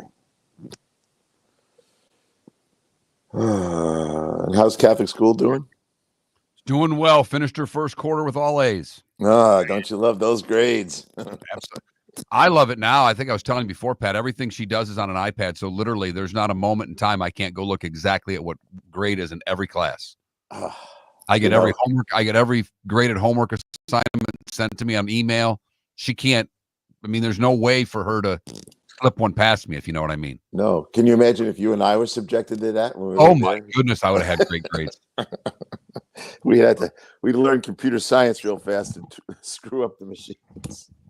Right. How do I fix it so my parents don't get this? Yeah. Change the code. Just the coding. When I get a C, it turns into an A. It just translates. David, how you feeling, buddy? I'm okay. I'm better today. I got some decent rest last night. The first hour I'm up, the stiffness in the arm and shoulder is pretty bad. Yeah. But for whatever reason, the pill Tylenol combination this morning has worked pretty well. Good. Yeah. I was uncomfortable during yesterday's show. I'm not nearly as uncomfortable, knock on wood, today. Good. It's amazing you're doing it, but here you are. Well, I mean, it's sitting on your ass talking. I mean,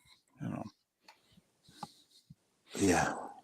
Well, when you're really tired, you're also mentally sluggish, but you sounded like you're on top of your game. You're giving Mark 1,000 scenarios. If this team wins, what do you think of this? It is crazy, though, when you start looking at how few divisional games most teams have played. Correct. To try to really see what's going to – you can't until they start playing division games. And they've set this up well. They have done a great job of, once again, it all started a few years ago and they decided to put the last week as division games. Right. The last 2 weeks, basically, yes. And then they started pushing it back into the last month is going to be a roller coaster. The way I look at it, because I get asked this every day, I said, look, why don't we just discuss who you think's in the playoffs? Forget everything else. Like the AFC, I already got 5 teams I think made it. In the NFC, I only have 2 teams that I think have made the playoffs. It's a simple way to look at it.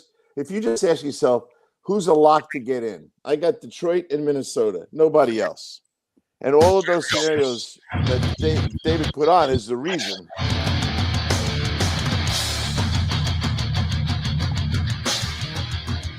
You're listening to Miller and Moulton, coming at you from the Floormeister Studios. Floormeisters, keeping it real. And now, here's Mark Miller and David Moulton. Halfway home on this Tuesday, that means Pat Kirwan. He of NFL Radio's Moving the Chains, CBS's NFL Today show. Joining us once again, courtesy of Pinchers, Tampa to Key West, all points in between. Pinchers, where you can't fake fresh. 7 weeks in the books. Pat, how you doing? I'm doing great. And we were just conversing, and I was yesterday as well. The schedule makers have made this even more exciting because you really can't sit here. You can discuss optional scenarios, but at the end of the day, I asked myself one question. I was saying this to you guys before. Who do I think is a lock to be in the playoffs? Forget who wins the division. There's too many games late and all that. But if I in the AFC, I got 5 teams. I feel great saying they're going to make the playoffs. In the NFC, I only have 2, Detroit and Minnesota. I don't think anybody else, I feel like I know for sure they're going to make it. But the AFC, it's getting pretty easy to see what's going to happen there. Will the Chargers and the Colts hang in there? I don't think so. I think Denver will be in there. I can't see the Colts hanging there. But everything else, I like Kansas City, Houston, Pittsburgh, Buffalo, and Baltimore as locks to make it. NFC is a mess, which is fun. Last night, Tampa ran into the Ravens. Just what do you think of this Ravens team? The injuries happened to Tampa, but boy, oh boy, it turned on a dime. Tampa trying to get back after Baltimore gets the pick, then the injury to Evans followed by the interception on the next play. But all in all, is that a snapshot of who these teams are? Yeah, I think the Ravens are an assault vehicle right now. They can maul you at the running games. Lamar is throwing 5 touchdowns and he's doing a much better job as a thrower. So they're hard to figure. They can outscore you. The defense could be better if they want to beat the Chiefs and all that stuff. But there's a lot of momentum there, and they got a lot going on. That's all positive. So I like where they're at for sure. I think it was David in August was saying, and I agree with him, Pittsburgh's going to scrap their way into the playoffs, and they're proving that. I thought Russell played well, so they'll be a wild card when it's all said and done. When the dust settles, it's Baltimore will be playing Kansas City to go to the Super Bowl. It does look as if Baltimore's A game right now, and we do have to caution, they did lose at home to the Raiders 6 weeks ago. Okay, but their A game right now, and we don't know if the Chiefs have an A game with their personnel, quite frankly, but Pat, Baltimore's A game looks to be the best, doesn't it? Yeah, and I felt the same way last year. And I stood on the sidelines of the Kansas City at Baltimore championship game, and I said, Kansas City is going to get crushed. And, of course, Mahomes didn't see it that way. That guy, the bigger the game, the more he runs. The run he had the other day tiptoeing down the sideline. The 2 Super Bowls against San Francisco, he ran 18 times for 95 yards. So he doesn't bring that dimension out in a normal season. He doesn't do it. But you get him in big games, and you got to deal with that part of him. Look, Lamar and Josh Allen, to me, both have the same hurdle to cross. They got to get to the big game. They're both great players, but they haven't delivered that part of it yet. But Josh has learned not to turn it over this year, Pat. How much difference does that make Buffalo? Even though they've lost a couple games and Baltimore got him and whacked him pretty good there, but Josh Allen's not turning the ball over. No, it's now 262 throws without an interception.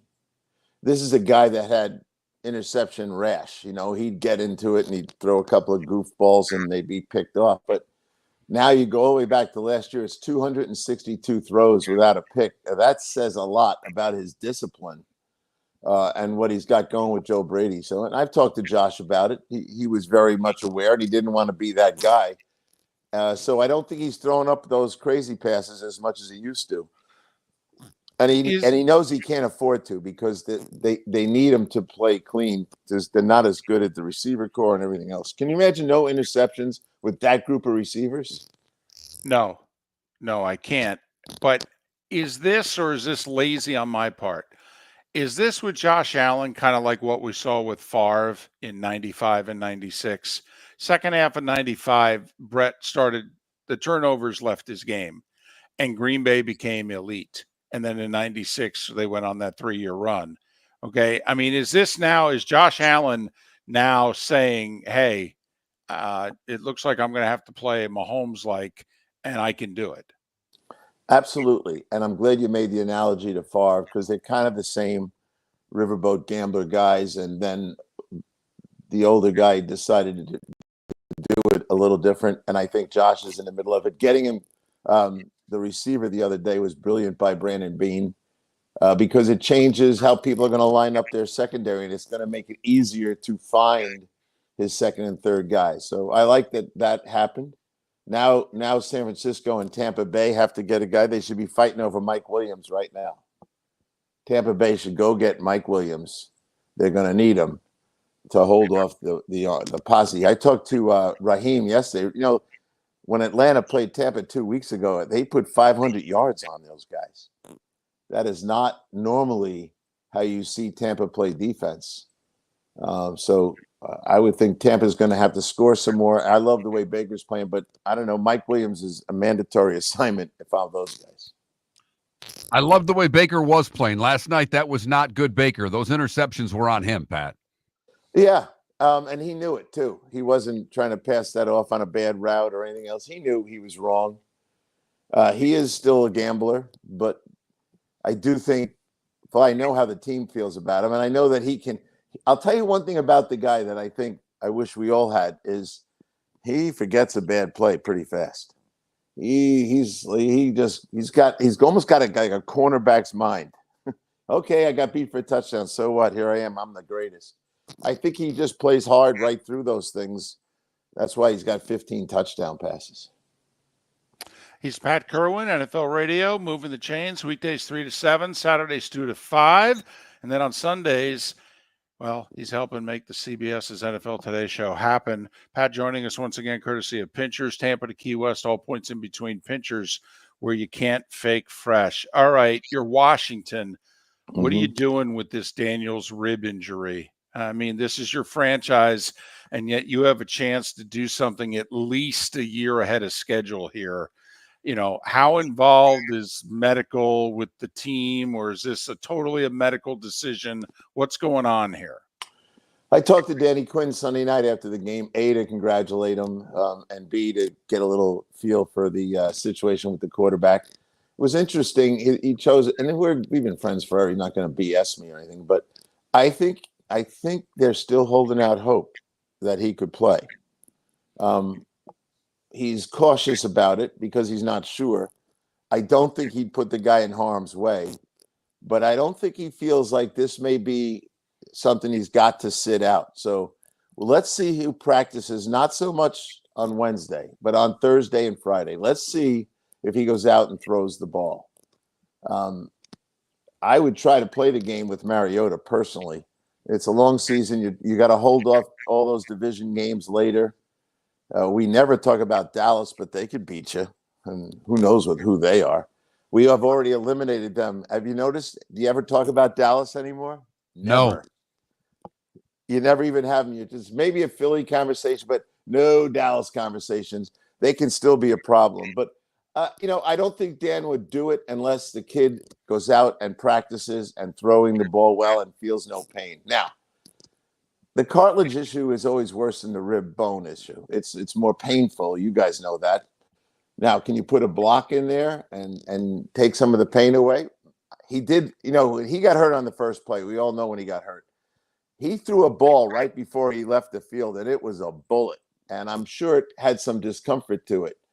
But I am not sitting here thinking, well, he's for sure not playing. Not the way I heard, Danny talking. Back to Mike Williams. What's it going to take to get him? Well, I think the cost just went up because San Francisco is probably going to call too. They lost Ayuk, and he's going to be done. And they got, Kittle is now questionable.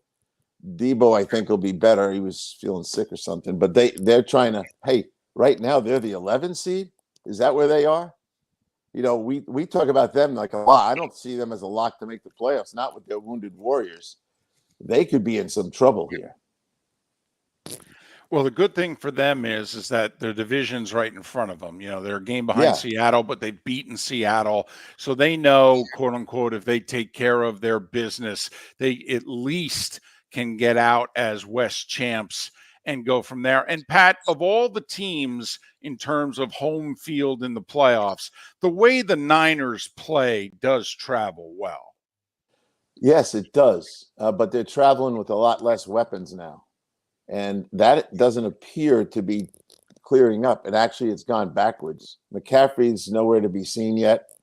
I've always felt they had a questionable offensive line minus the left tackle. And we found out that the flash in the pan running game that they had without McCaffrey's kind of settled down to mediocrity. Purdy is under a lot of pressure, and people are in his face, and he's throwing some picks. So I love Purdy, but he absolutely needs those receivers and the hybrid players that can line up in the backfield and do all the things. So if you're going to tell me they're not going to have Ayuk and Kittle is going to be out for a while or in and out of the lineup, which is usually what happens with him,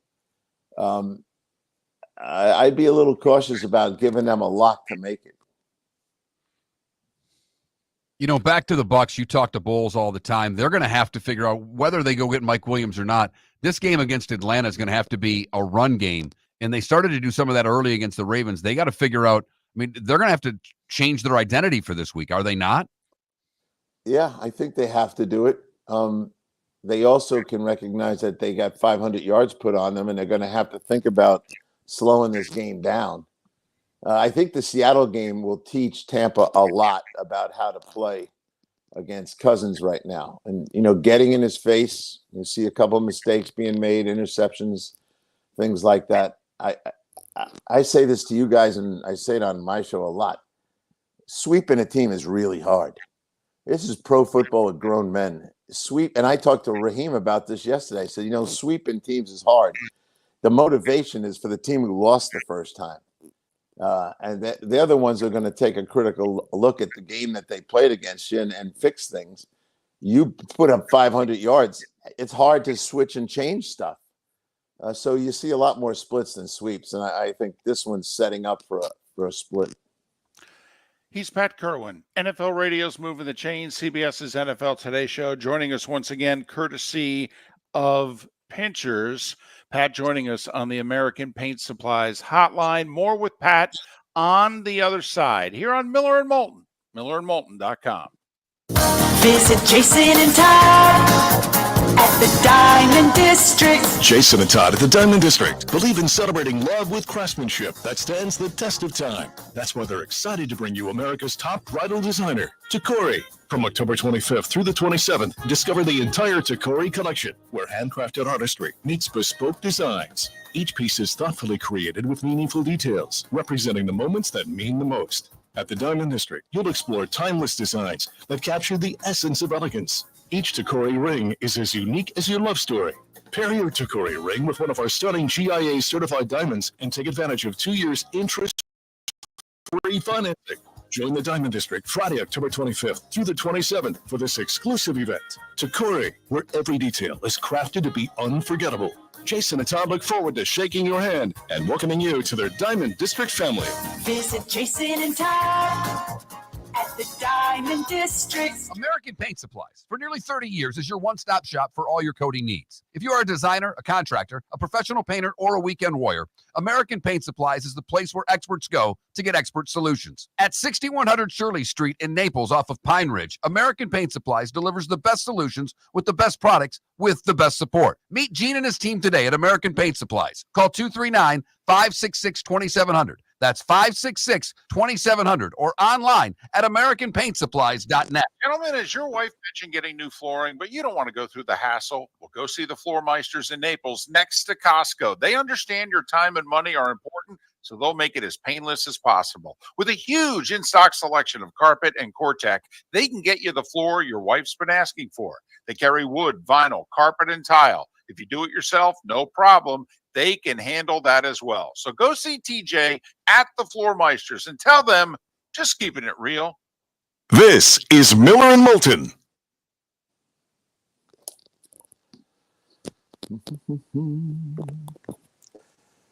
How's it going, fellas, with the advertising stuff?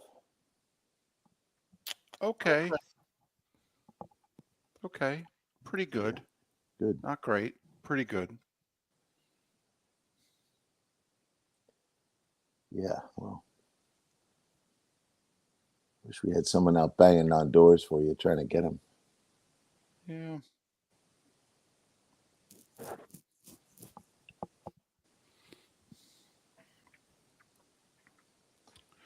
So when are you and the family back in the 239?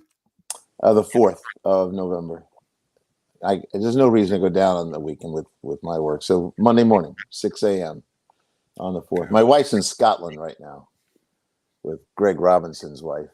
The two of them are putzing around looking at castles or something. Yeah.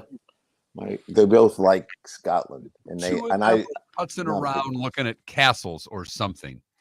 Yeah. That's about it. You know. Anybody else tell it's football season for Pat?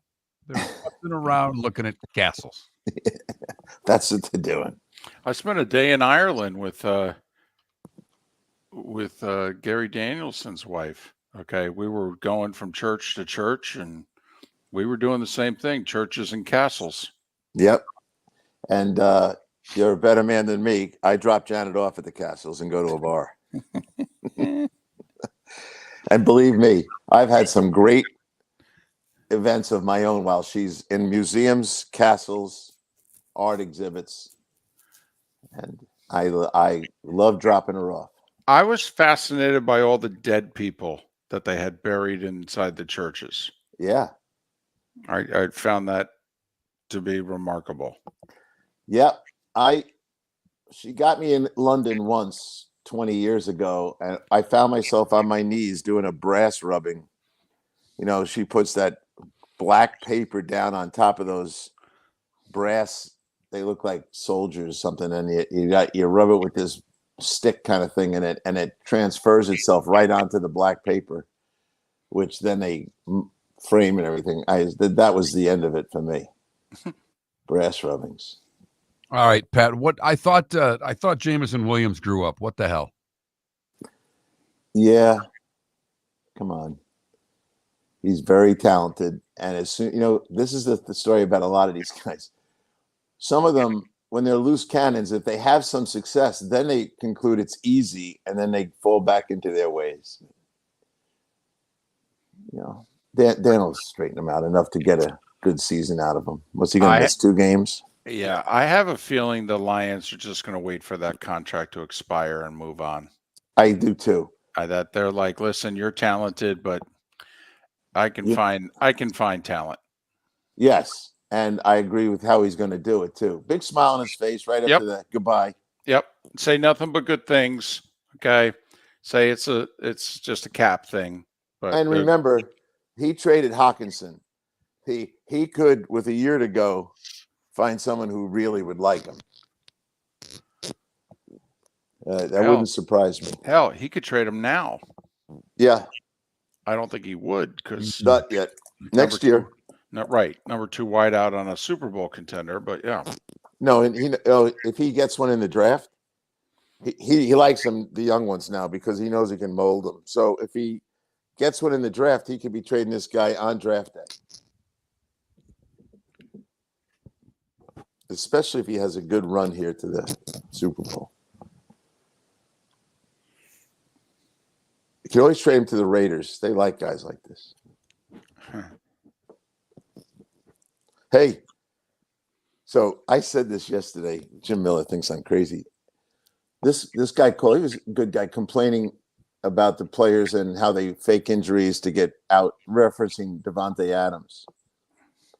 I said, I'm a little more warped than most. I would have said, hey, we got a deal and we're ready to send you the Jets, but I'm going to put you on IR instead so you can miss 4 weeks. That would have shot.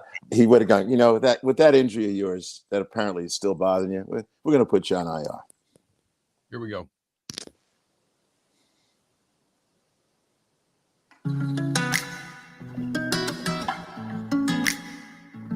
Welcome back to Miller and Moulton. Text the guys what's in your mind at 21,000. That's 21000. And now, here's David Moulton. Our remaining moments with Pat Kirwan, NFL Radio's Moving the Chains, CBS's NFL Today show.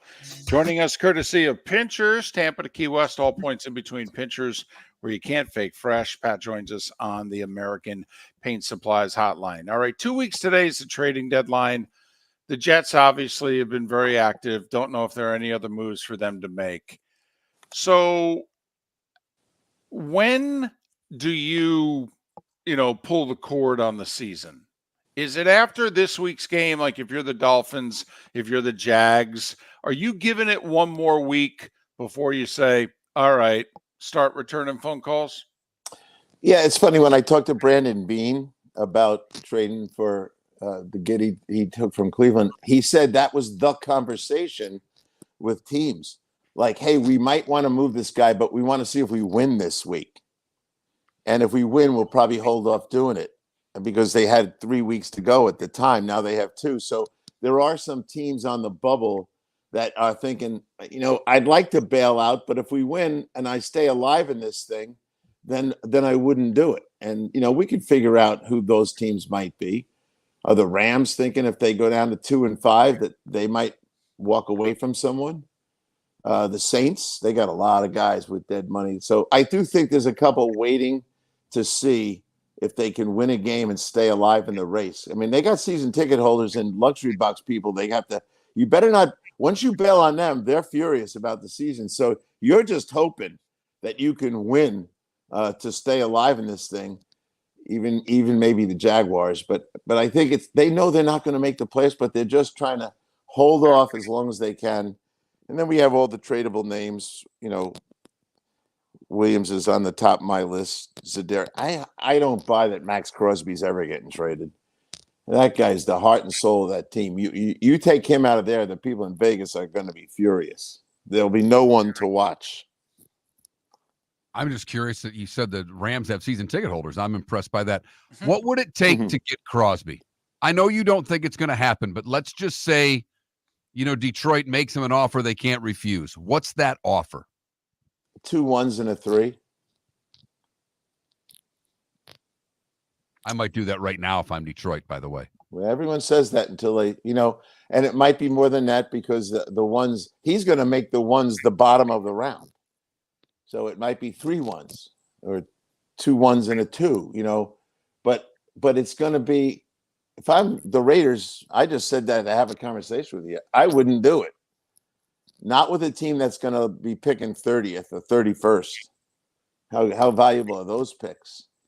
So I'm not doing it. I just can't get myself to say something absurd that I would have to finally say yes to. I just wouldn't do it. What has O'Connell done with Sam Darnold that no one else has been able to do? The first thing he did is he went to the school of preparation called the 49ers. Right?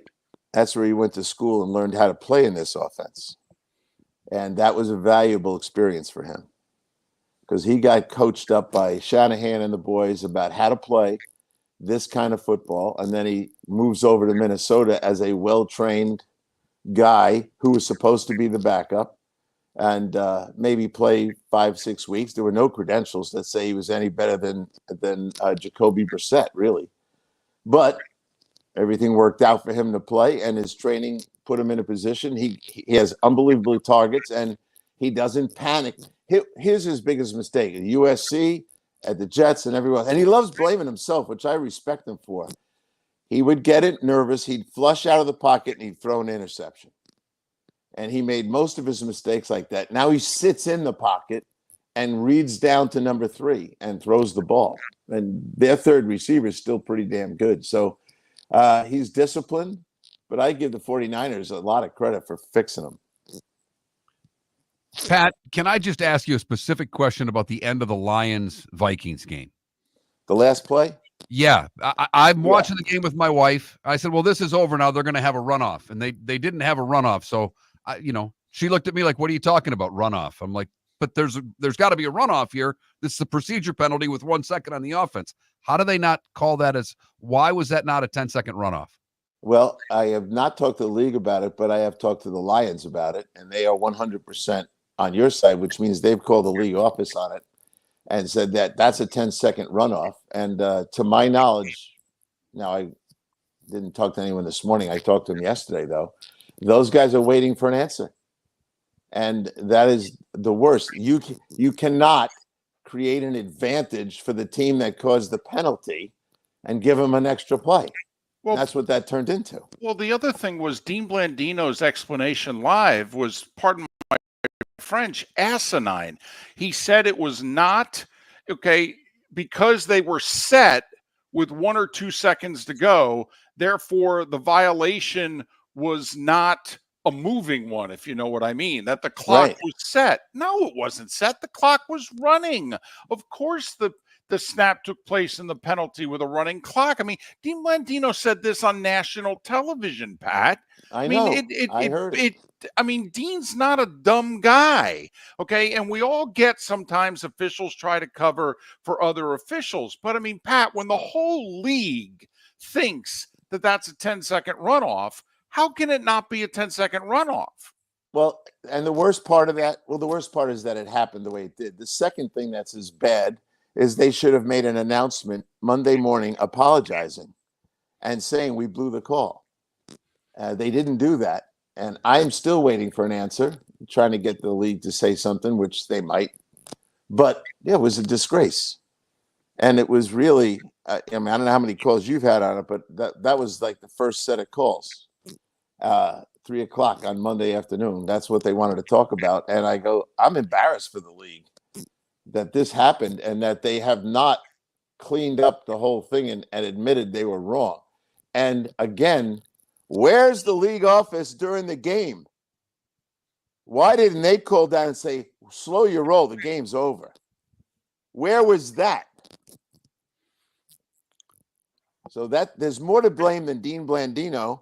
First off, the dope on the field that thought they got an extra play, and then the league office not cleaning it up in real time. What, if they throw a Hail Mary and there's a DPI on that, right? They're going to kick a winning field goal. And it's not like there hasn't been laundry littered all over the fields in these games. That game was full of penalties. Last night was full of penalties. I mean, Pat, we are having an obscene amount of penalties being called right now. Yeah, in my anal mind, I started counting the penalties, and I didn't get to last night's, but we're going to be close to 200 penalties for the week. It's going to be like 185, something like that. I mean, it's ridiculous, and it bothers me. I don't blame the officials anymore. I keep saying this on your show and my show. Look, you tell these poor guys it's point of emphasis, so they're afraid not to call everything that you tell them they have to call. And you get all that nonsense with the tackles lining up deep and all that garbage. And then you grade them on this stuff. And if they don't call the stuff you tell them to call, they get downgraded. A college official called my show yesterday. It was very interesting. Because Jimmy Miller, I can't mention the guys, he's very close to a bunch of NFL officials. Really close to them. And those guys, their morale's at an all-time low. But this college guy said to me, I'm a college official he didn't want to say which major conference, but I think it was the Southeast Conference with his accent. He said, every guy I work with wants to ref in the NFL. I said, it's unbelievable. There's a lot of job openings because guys are quitting like crazy. They don't feel the league has their back. And I think they're paralyzed. I don't think they can handle officiating because they're not really officiating. They're kind of just robotically doing what the league tells them to do. Pat, 20 seconds, Thursday night, Vikings at the Rams. This is a tough spot for Minnesota. Short week on the road, desperate Rams team. I think Minnesota's got way too much for the Rams to handle. I think McVay is doing one of his best coaching jobs with the talent he doesn't have on the field. He's going to get cut back, it sounds like. I would not bet against Minnesota. I think the coach is tremendous. I think he's got the quarterback, as we spoke about, but he's got a defense that's pretty tough to go along with that. Aren't they leading the league in interceptions? Yes, they are. Thank He's you. Pat Kirwan, NFL Radio, moving the chains, CBS's NFL Today Show. We started our show 18 years ago and have been fired 3 times, but Miller and Moulton have never lived on the edge like we are now. We have our best morning ratings ever, are steadily adding affiliates, yet we only have a few sponsors. And if that doesn't change, we can't continue. But if you want to advertise on Miller and Moulton, reach out to one of us directly by texting sponsor to 21,000 or contact Mark on X at @MarkMiller or me at @TheDavidMoulton. You can save Miller and Moulton and make your business some serious money by texting 21,000 now. At Physical Therapy and Balance Centers, our goal is to help you love your life. When your life is sidelined by an injury, dizziness, surgery, or condition keeping you from doing what you love, we're here to help you heal and feel your best.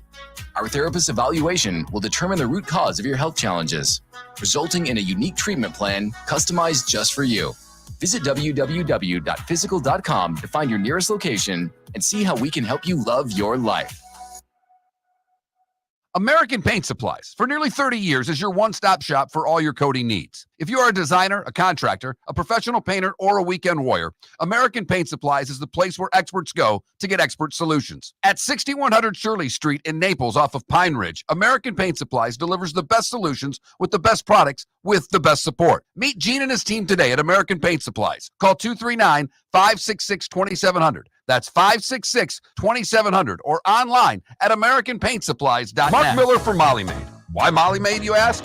Trust. Moulton was a customer for 15 years. Affordability. Didn't I just say Moulton was a customer for 15 years? Worry-free services. Our professional house cleaners are fully insured and a 24-hour warranty. Call Molly Maids today at 239-774-5839. That's 239-774-5839 or online at mollymaid.com/FTMYERS. That's mollymaid.com/FTMYERS. This is Miller and Moulton.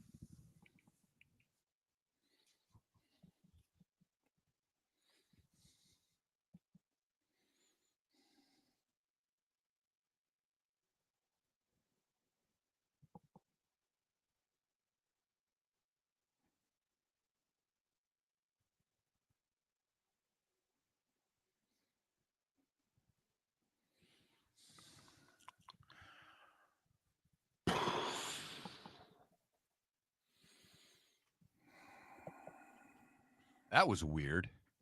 What was weird? I went and got water, and there was somebody in the building. Was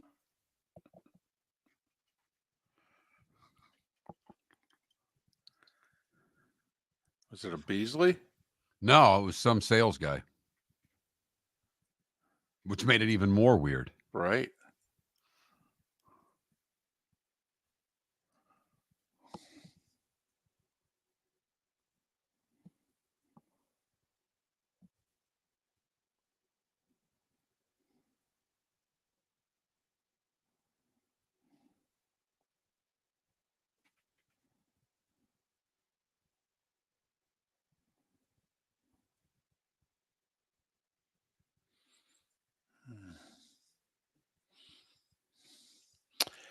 Paul, I got sleep last night.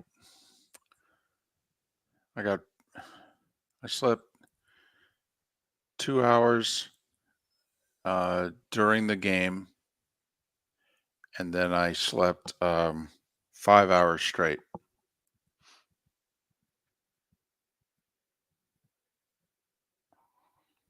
No, I was not in Florida during Catholics versus Convicts. I was in northeastern Pennsylvania.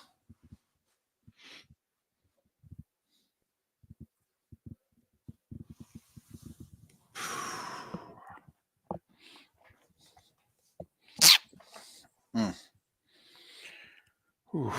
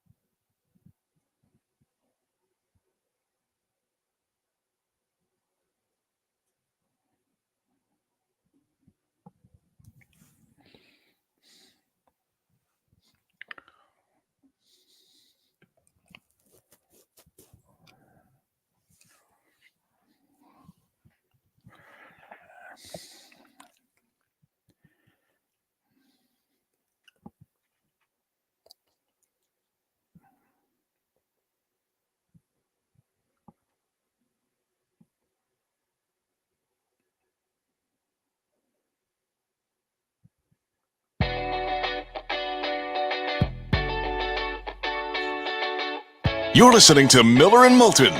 And now, here's Mark Miller and David Moulton. 22 minutes till the top of the hour. Miller and Moulton, millerandmoulton.com, Miller_Moulton on X. Just curious in what we were talking to Pat Kirwan about. And if you're just joining us, you missed our first of our 2 weekly chats with Pat. Download what you missed at millerandmoulton.com after the show, in which he talked to Brandon Beane, the Bills GM, who said, yeah, I was making calls looking for a wide receiver, and a lot of teams were like, I want to wait one more week. Well, the Browns fell to 1-5, and they were willing to make the deal for Amari Cooper at 1-5. Okay. Well, I'm just curious. If you're Jacksonville and Miami, Jacksonville's got a tough one. They're home for Green Bay. I mean, Miami's home for Arizona, presumably with Tua back. But if you're Jacksonville and Miami, you don't get a W this week. You fall to, in the Dolphins' case, it'd be what, 2-5? In the Jags' case, it'd be 2-6. I mean, we can all do the math. And Miami could still go, well, at 2-5, we could still blah, blah, blah. Okay. You selling?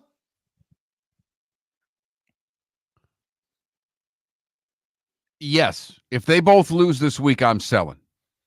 I think Miami would be reluctant to, because, as you said, they'd be 2-5 and they could see a path to 9, and perhaps 9 can get you in because it's done so the last couple of years. But Jacksonville at 2-6, that means 7-1 the rest of the way. And I don't see that as a realistic possibility. Yeah, 7-2. I mean, you said right. I 7-2, hear you. my mistake. But here's the question, though. How much you willing to tear it down? I mean, because you're going to trade the people who have real value? Well, that's the problem. When we're starting to see, when Adams is getting a third, what are you getting for what you have in Jacksonville? What are the players that you're getting quality day 2 draft picks for? Well, I mean, some of your receivers, maybe. You sure? Maybe. I said maybe. Is a 4th enough? You willing to trade these guys away for a 4th? Also, they got to be guys that you've decided they ain't going to be in the fold in 2025 either. Here's the other thing. The owner has to be confident that the guy making the deal, what, you're going to let him make the deal? You might be firing him. You're going to let him tear it down? Well, that's the part of this I wonder the most about. GM goes to owner and says, we're moving player X. And the owner's like quietly thinking, yeah, I'm not worried about player X. I'm worried about GM. I'm moving you. Right.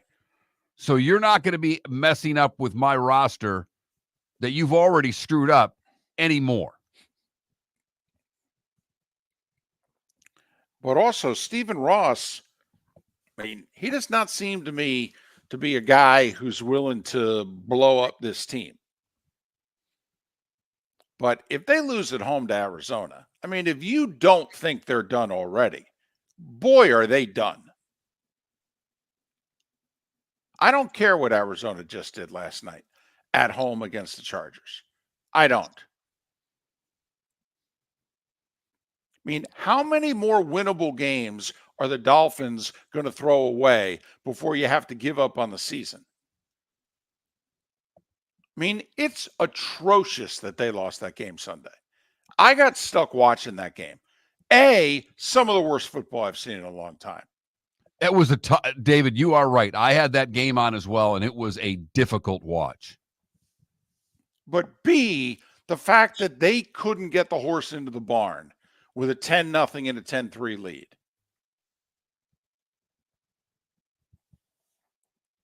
I mean, once again, goes back to coaching, play calling. I'm sorry, he's not measuring up. And I know the owner just gave him an extension. Don't know what to tell you. Owners make mistakes. It's only money. That was a game that the coach had to win for them, David. Yes. Yeah. We can blame Greer for not having a proper backup and all of those things. But when push comes to shove, on Sunday against the Colts, that was a game your coaching staff has to win for you. You've got to scheme away against Anthony Richardson's terrible. He can't play in the league. He's horribly inaccurate. If Joe Flacco was playing in that game and they lost, David, okay, maybe you got beat. But I don't think Richardson can play. Never thought he could. Has unbelievable athletic talent, but I don't think he's a quarterback in the National Football League. Yeah, well, he's certainly not today. All right. And it's remarkable to me that the Colts are 4-3 playing this little game that they're playing, trying to nurse Richardson along. Because if they wanted to make the playoffs, they'd just play Flacco. Yes. And they would make the playoffs. Thank you. I mean, when you're putting the development of one guy ahead of the entire organization, man, you better be right. And he's a project guy at that. You know, he's not their Andrew Luck, you know, the surefire thing. He's a project. That was a risky choice. I mean, Jimmy Johnson just said at halftime, what are the Colts doing? They clearly don't want to win. Richardson should not be playing. Flacco should be playing if they want to win. And you could tell Jimmy would be like arguing with the owner. Jimmy would be like, I don't know what to tell you. I'm the coach. I determine who plays. I'm playing Flacco. You want Richardson to play? Fire me.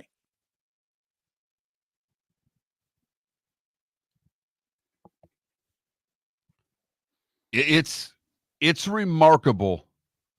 And I know that Huntley got hurt, and that takes away a little bit what they were trying to do. But man, oh man, that was a win that was there for the taking. You had it at halftime, and you blew it. Yep. Coming off a bye, by the way. Coming off a bye. Which is why I said the win's on the coaching staff, and they didn't get it done. But it's why, by the way, if Tua comes back this week and we can't beat Arizona at home, then I have no problems blowing this group up. What am I blowing up? I'll be brutally honest. What am I blowing up? Well, let me just ask you this. What are you moving and who are you moving it to? And I'm being serious when I say that, because it's one thing to say I'm going to blow it up, but what do you have that people want? You've got some receivers. And what are you going to take for Tyreek Hill? Well, highest bid. And you're comfortable with that? Listen, first off, do you know Tyreek did not have a catch till less than 2 minutes to go last week? He's on my fantasy team. I'm aware. That was a good pick. One target for the first 58 minutes of the game. What? I mean, trust me, if I'm Stephen Ross, we lose at home to Arizona, I'm open to anything and everything.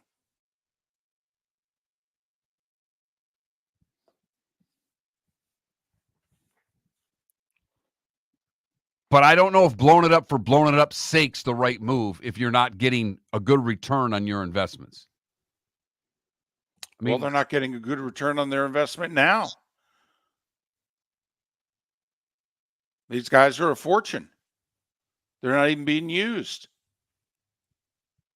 That's why, to me, if it's all resting on Tua, apparently he's the most valuable player in the league.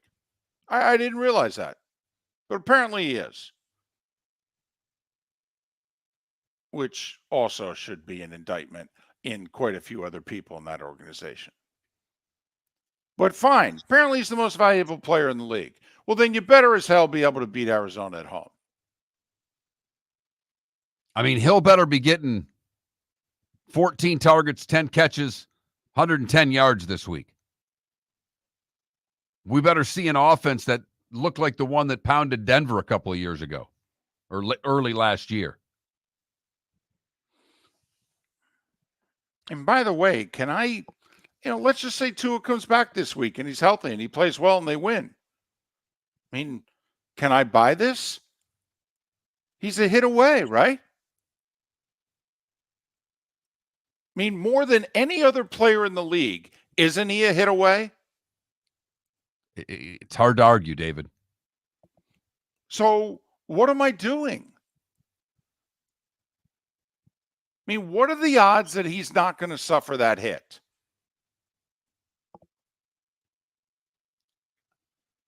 Can you really go forward thinking my quarterback's a hit? I mean, can you plan that way for the rest of this year? Or do you just play it out this year? Well, you play it out this year, but I mean going forward.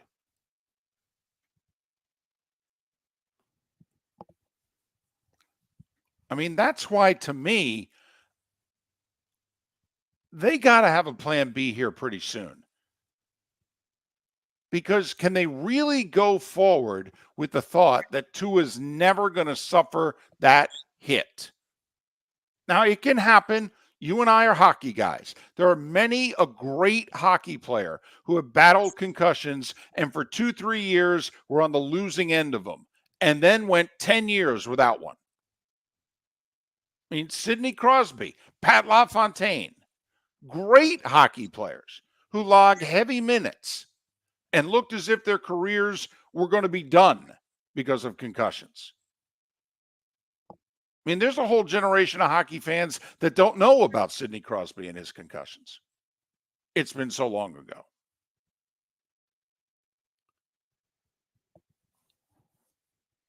And you're right that drafting one has to become paramount in the offseason because you're tied financially to him for several years.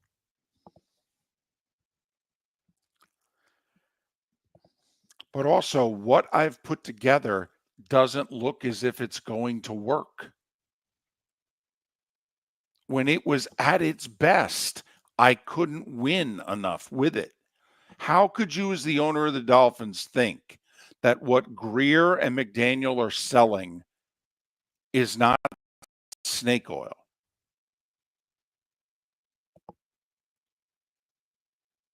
If you couldn't win last year, how am I to believe you're ever going to win ever? Ever. Well, I don't think you can look at last year and say how we're ever going to win ever. I'm sorry. I can't. I've got to see a team evolve. I got to see a team get better. I got to hope Tua can continue to improve. I'm not going to just really look at last year's game against the Titans and say, well, we had one bad game. That would have changed our fate. We would have won the division, but we're done now. I think it was their moment. Just like for the Titans, their moment was that year they were the 1 seed. They had it all lined up. Chiefs and Bills were going to have to play each other. They had a wounded Bengals team come to town. Tannehill screwed it up. He committed 4 turnovers. The organization hasn't been the same since. Don't know when it'll get back to that height. That was their moment. They blew it. And they made a snap decision trading A.J. Brown, which they should have never done. Right. I mean, that is why I would be I'd be cautious to start making deals based on one game, if you know what I mean. Because they blew it up, David. and it didn't work. 2 weeks today is the trading deadline. And if, according to Pat Kirwan, teams are waiting one more week before they start selling, who are those teams? And are they two of the three in the state of Florida? Well, I think Jacksonville's got to take a long, hard look at moving anybody. I mean, do they move Allen, the D lineman? There'd be a market for him. Trayvon Walker? Yeah, absolutely. I mean, those are the guys I'd be looking at moving because I don't think receivers have the value that you have on the D line. I think you might be able to get a little bit more because there's just not as many of them out there, whereas receivers you can find. Agreed.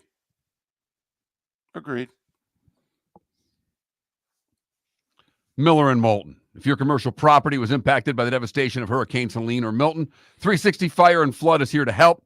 Whether you've been affected by wind, water, debris, or need temporary power, our dedicated team of restoration experts is standing by to help restore and rebuild your property and your community.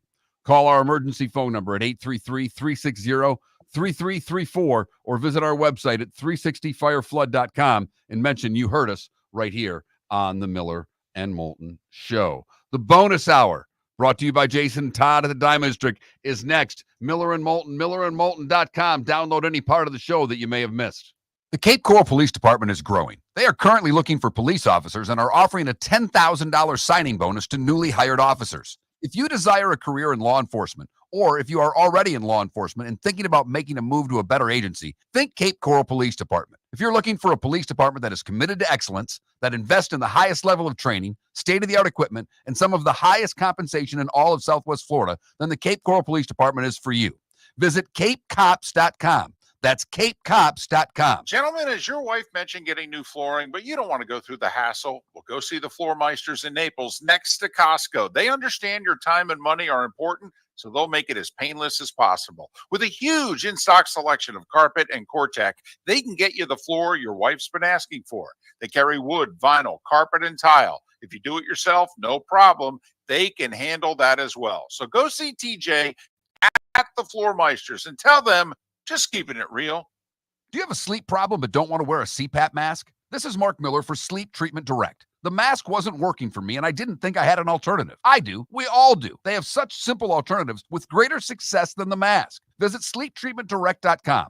That's sleeptreatmentdirect.com. And if you are like me and your CPAP machine isn't working for you, it's time for a change. Call 239-444-1741. That's 239-444-1741. Sleep Treatment Direct. Sleep safe and sound. Mark Miller for Molly Maid. Why Molly Maid, you ask? Trust. Moulton was a customer for 15 years. Affordability. Didn't I just say Moulton was a customer for 15 years? Worry-free services. Our professional house cleaners are fully insured and a 24-hour warranty. Call Molly Maids today at 239-774-5839. That's 239-774-5839 or online at mollymaid.com/FTMYERS. That's mollymaid.com/FTMYERS. Wine glasses never fall over until you get a brand new rug. Oh, no. Ketchup bottles act normal till you're wearing a new shirt. Oh, you kidding me? And rocks slide peacefully on the road till the day you get a brand new windshield. Then they fly up off the road and attack without mercy. That's why new windshields from Glass Doctor come with our windshield protection plan. Unlimited repairs and one replacement for 12 months. Don't just fix it, protect it.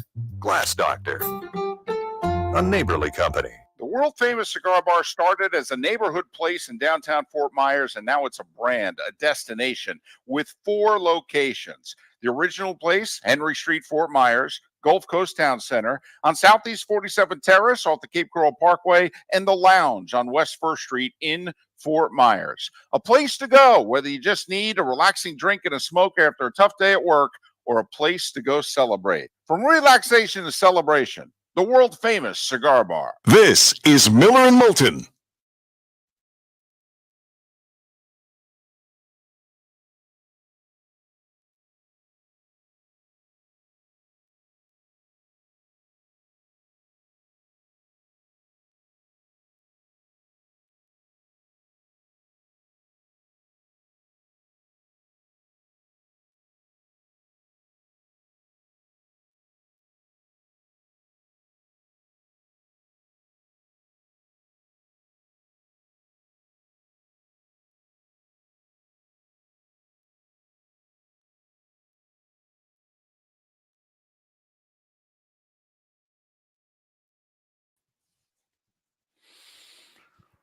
Ooh, wow.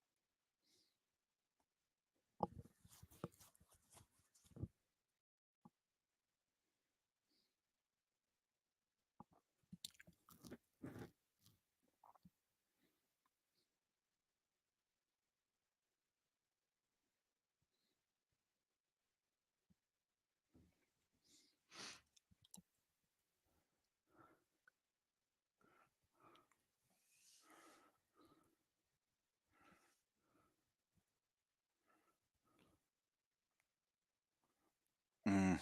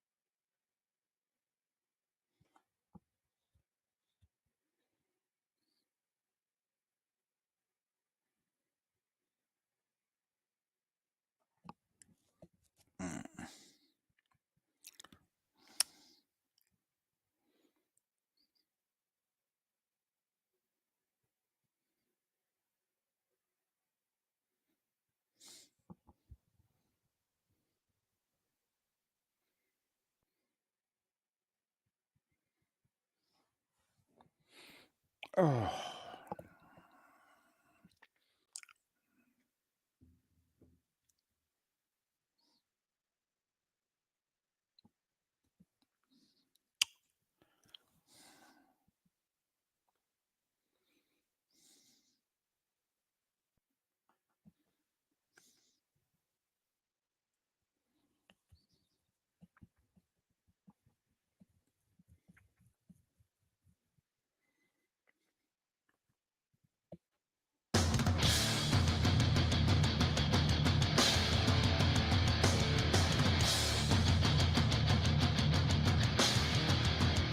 You're listening to Miller and Moulton, coming at you from the Floormeister Studios. Floormeisters, keeping it real. And now, here's Mark Miller and David Moulton. It is the Diamond District bonus hour, fourth hour of Miller and Moulton in the 239 and the 904. Thanks so much for being with us. The NBA season tips off tonight. Ready or not, it's upon us. Yay! Just two games tonight, both on TNT, 7:30 and 10 o'clock. Last year for Turner, or so it looks like. They're hoping for a reprieve from the governor. In this case, it would be a judge, but looks as if it's last year for Turner doing the NBA. And we'll see whether or not it's the last year for that pre-game show and all that. I'll be very curious of what the NBA's ratings are this year, because every other sport has been on an uptick. Basketball was not last year. And as they enter their new deal, losing their best partner by most people's accounts doesn't seem to bode well. In one sense, It doesn't matter because they're getting paid. They got the 11-year, $76 billion TV deal. So they're getting almost $7 billion a year in TV revenue. In one sense, Mark, the league can go, it really doesn't matter. We're swimming in money. Suck it up and deal. No, you're right. And God knows the media won't bring it up because they don't go after the NBA the way they go after other sports. No, they do not. No, they do not. And you shouldn't have any unhappy players because, man, are they getting paid. My goodness. Some of those numbers you gave during the starting five blew me away, David. Aaron Gordon, good player, sixth man type player, maybe a solid starter, but an elite sixth man. 4-year, $133 million extension. That's 33 and change a year. Jalen Suggs, good guard, not great, can't shoot it. He got 5 for $150. Jalen Johnson for Atlanta, he got the same deal. Houston had to re-sign a couple of guys most of you have never heard of. Center, Sengun. Yeah, he got 37 a year for 5 years. Not 37 over 5 years. 37 a year for 5 years. And guard Jalen Green became the first guy in his second contract to sign a 3-year or less deal and get 9 figures. He signed for $3 and $1.06. Yeah. Oh, no, you want to get paid, shoot the hoop. There is no doubt. And that money is going to keep going up, up, up in that league. And don't know if it becomes a turnoff or not. But when guys are making $1 million a game, I'll be curious if people resent it. I don't think that they will, David. And I know we're not Europe, but you look at European soccer and the money they make. Sport's never been more popular. Over there and here in the States. I don't hear people complaining about the salaries of their players. You did bring up a good point, though. NBA ratings were down last year. Everything else was up. Now, for what it's worth, 2-3 weeks into the season, hockey ratings are down. Way down. Now, I think it's because of baseball. I think that the sports fan, they've been enraptured with what's going on in the baseball playoffs. And they've been watching it nightly. And they haven't been watching the NHL. It's too early. By the way, the season also last year went longer than it ever had before. Game 7 was June 24th. And a little over 100 days later, we're dropping the puck on a regular season. I don't think people are ready. I mean, Miller and Moulton are hockey fans. Were we ready? No. No. I'm still not ready. Right. Now, we're paying attention because we know these points count, and we know it's a dogfight just to make the playoffs. And so we're paying attention. But I'm not sitting down watching. I mean, I haven't watched the Rangers play more than a 6-minute stretch this year. It's just too early. I'm sorry. Can't do it. And I've got a sports bar set up in my house, and I've watched a little bit of the Red Wings. It was a Penguins game. It makes the wife happy. But it's not getting the volume, and it's not getting the main point of my attention during the night. The baseball has been great because the stars are playing. And this World Series is going to do a monster number. I think it has a chance to beat the NFL next Monday. Yeah, Head to head. If it were two other put it this way, thank goodness it wasn't the second game last night, if you know what I mean. Even Baltimore-Tampa, I think it would have had a shot. But if you throw a dud Monday nighter up there like that ESPN Plus game, I can't wait till they give us the numbers from that thing. Well, you can't convince me that Yankees-Dodgers isn't going to win New York over Giants Steelers. First off, New York City is more of a baseball market than a football market anyway. And then it's the Yankees in the World Series. So one of the big markets that Monday Night Football is counting on, it ain't going to win it. But I know it's the Steelers. I know. They may get that middle part of the country, David. And by middle, I mean every state not named California and New York.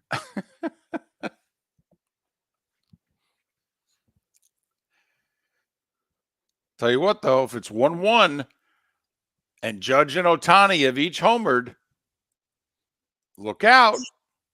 Also, first pitch right around the time of opening kickoff. I mean, what are they scheduling? Like 8:08 first pitches? Kickoffs at 8:15?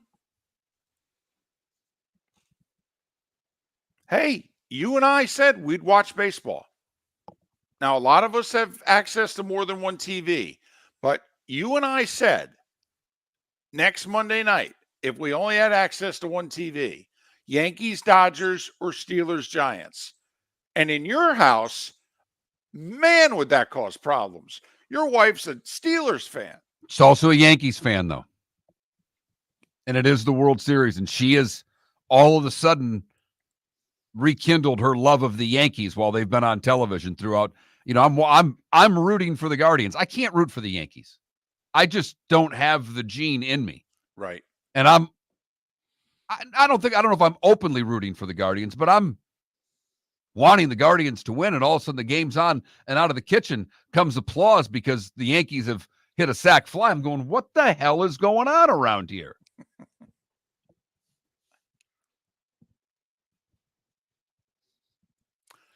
But NBA ratings were down last year, where obviously college basketball ratings were up. We all know about women's basketball ratings and how they've been up tremendously.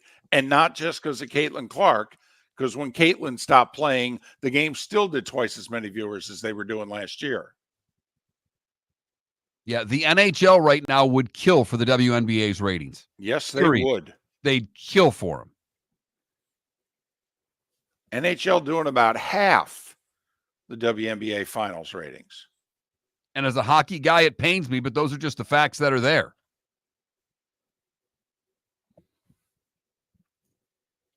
But NBA gets underway tonight. I will say, Mark, I think the East is just flat loaded.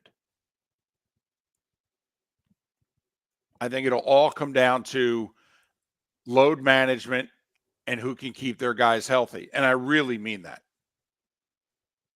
Because I think there are 6 teams in the East that can go to the finals. All right, give me the 6. I obviously you got Boston, you got the Knicks, and you've got Philadelphia. Mm-hmm. I think Milwaukee can go to the finals.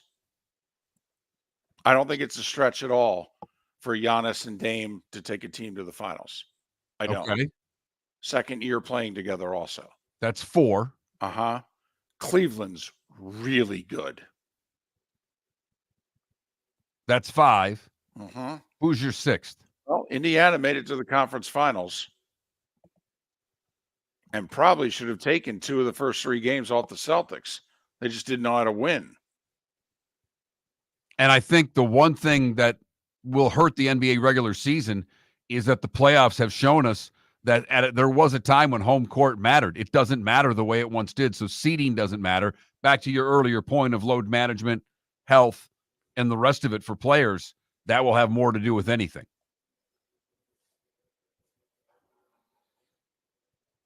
Now, out west, I actually think the East is deeper. I think too many teams are counting on too many old guys out west.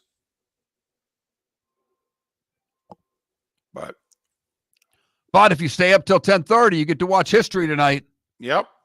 And you're not going to. Here's the good news: is from by all accounts, you're not going to have to stay up much past 11 o'clock to see Bronny and LeBron play on the same court. By all accounts, they're going to get this done early. Might as well. Then they can send them to the G League. Yeah, this is going to be a problem. The kid's not good enough for the league. How long is it going to take for somebody on the Lakers, unnamed, to say that to somebody? Depends on what their record is, David. How good are the Lakers going to be this year? Are they going to fight for a playoff spot, or are they going to be a top 4, top 6 team in the conference? I don't know. You got a lot of, Kawhi's over the hill. The Lakers are over the hill. Golden State's over the hill. I don't know. You got a lot of over the hill. Does Denver have enough? They keep losing a guy every year. They lost Caldwell Pope to Orlando this offseason. By the way, that might be the 7th best team in the East, and they're a 50-plus win team. The East, to me, is just loaded. I think there's going to be, really good teams in the play-in in the East.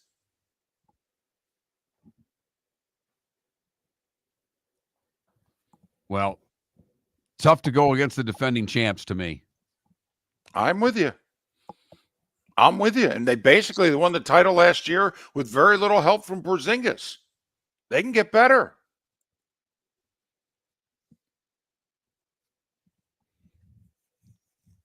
So there's our NBA preview. Yep.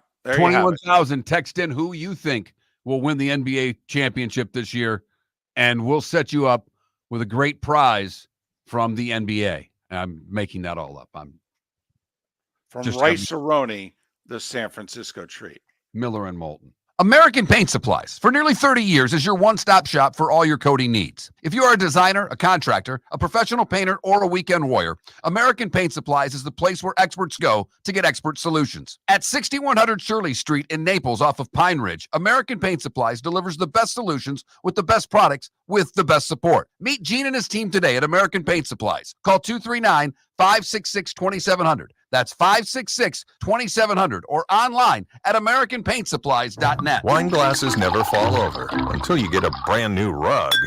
Oh no! Ketchup bottles act normal till you're wearing a new shirt. Oh, you kidding me? And rocks slide peacefully on the road till the day you get a brand new windshield. Then they fly up off the road and attack without mercy.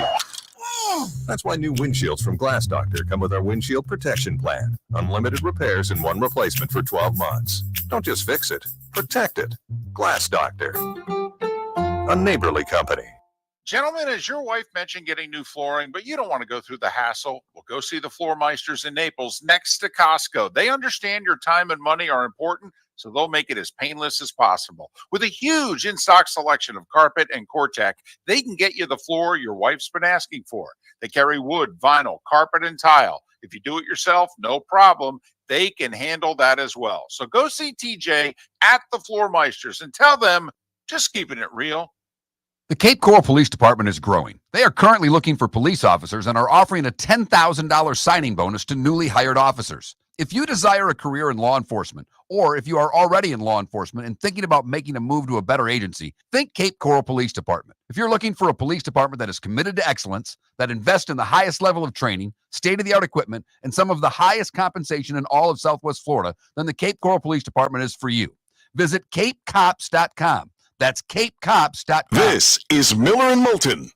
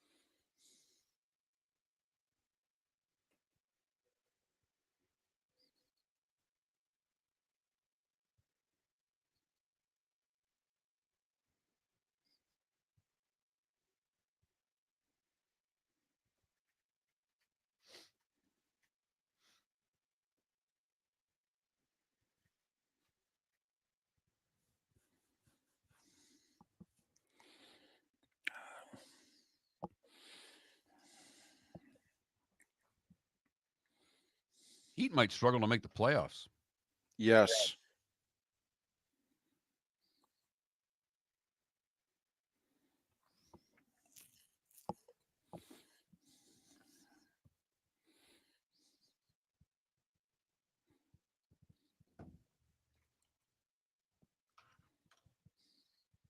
So not to compare my health to your shoulder, but I've had this skin thing going on. So yesterday, David, they put me on another topical. But of course, the pharmacy wouldn't do it because they need the insurance to improve it before they'll do it. So I had to call the doctor back to have them fill out paperwork to. Yeah. Oh, yeah. Mm-hmm. Yep. Meanwhile, I look like the Elephant Man going around with lesions all over my body. Yep. Got an email the other day. Your prescription's being held up for insurance purposes. Good to know. Do you need it? Well, I'm only in significant pain, so right, mine decide. Mine pales in comparison to yours. Oh, no, but it's all the same. Healthcare in America, run by the insurance companies.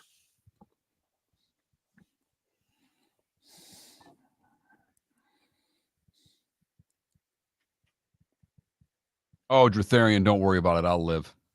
At least we hope so. At least for a couple more years. Right.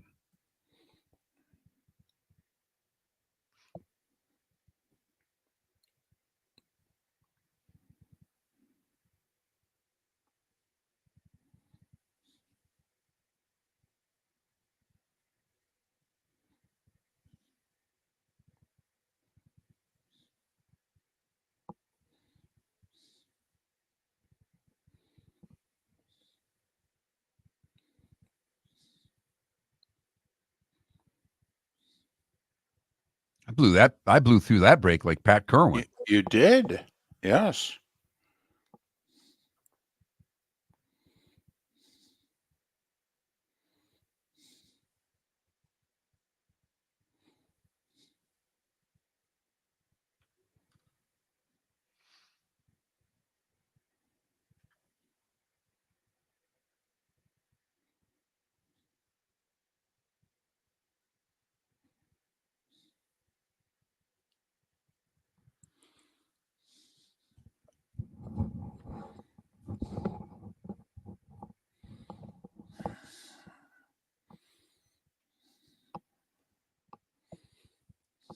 Elperin Sengun.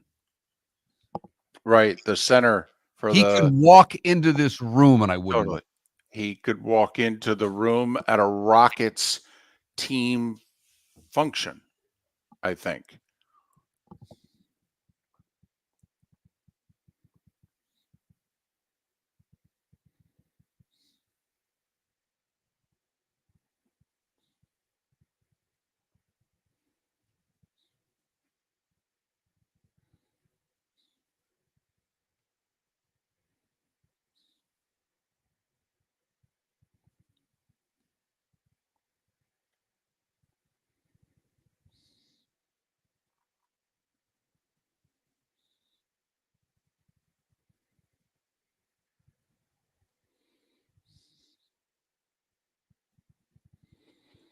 By the way, my mom says you vault right. Welcome to the bonus hour, brought to you by Jason and Todd at the Diamond District. And now, here's Mark Miller and David Moulton.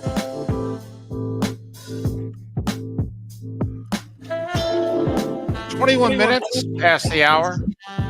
Miller and Moulton, MillerandMoulton.com, Miller_Moulton on X.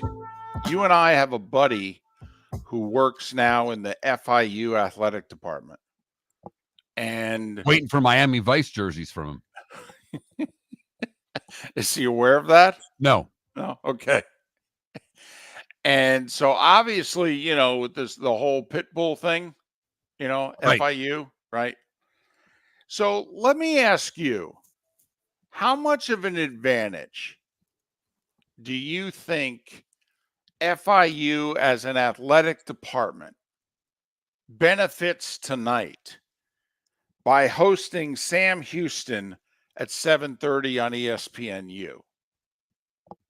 This their version of Maction.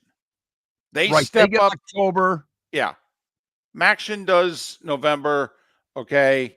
And, what is this? Conference USA? Yes, I believe so.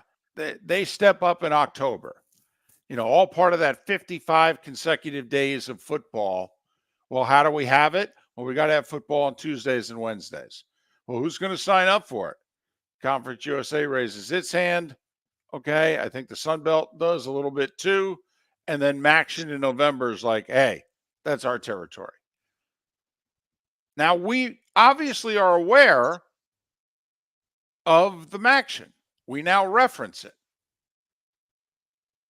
But I'm just curious, how much do you think FIU benefits their athletic department, their football program? 7:30 tonight, ESPNU. I think they benefit greatly. One, people are going to talk about it at least in passing. They'll get some national recognition on shows like ours and bigger that will mention that there's college football tonight. There will be eyeballs on it because people just tune to the 4-letter network to watch sports. Now, it is ESPNU. It's not, the flagship or even the Deuce. Right. Boom. I mean, I don't know if the game does 1 million tonight. This could be an NHL rating tonight. I got you. David, if it were on a Saturday, it would be an ESPN Plus game. It wouldn't even get a network. It would be watched by friends and family and alumni. Mm-hmm. And it would do probably less than 100,000 people. Probably way less than 100,000 people. So I think it benefits greatly.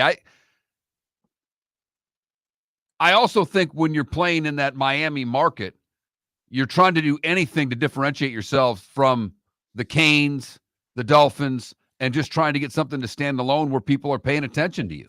Right. So I think it benefits them. Okay. FIU 2-5 for what it's worth. They're 4.5-point underdogs at home to Sam Houston. 7:30 ESPNU. Now, you and I have argued we think FIU would be better off being an FCS program and competing for national championships. You and I have thought that for well over a decade. Well over. That the cost involved for playing high-level Division I football is not worth the return on investment that they get. Now, if they're playing FCS football, David, does Pitbull come in and spend the money that he spends there? I don't know. Don't know that he does either. Even though you could say, hey, you're putting your money behind a better product because we're going to win more. We're actually going to host playoff games. We're going to compete for natties. Does that interest you in your selling of your vodka and of your getting your name out? Usually people want to be associated with winners.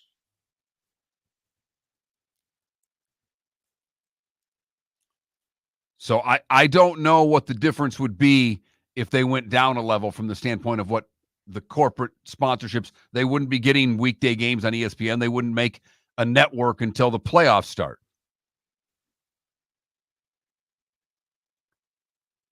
I was just curious, just asking.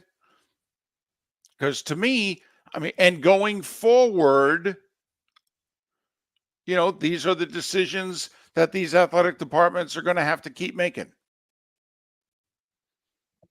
Is there room for us in the college landscape for this?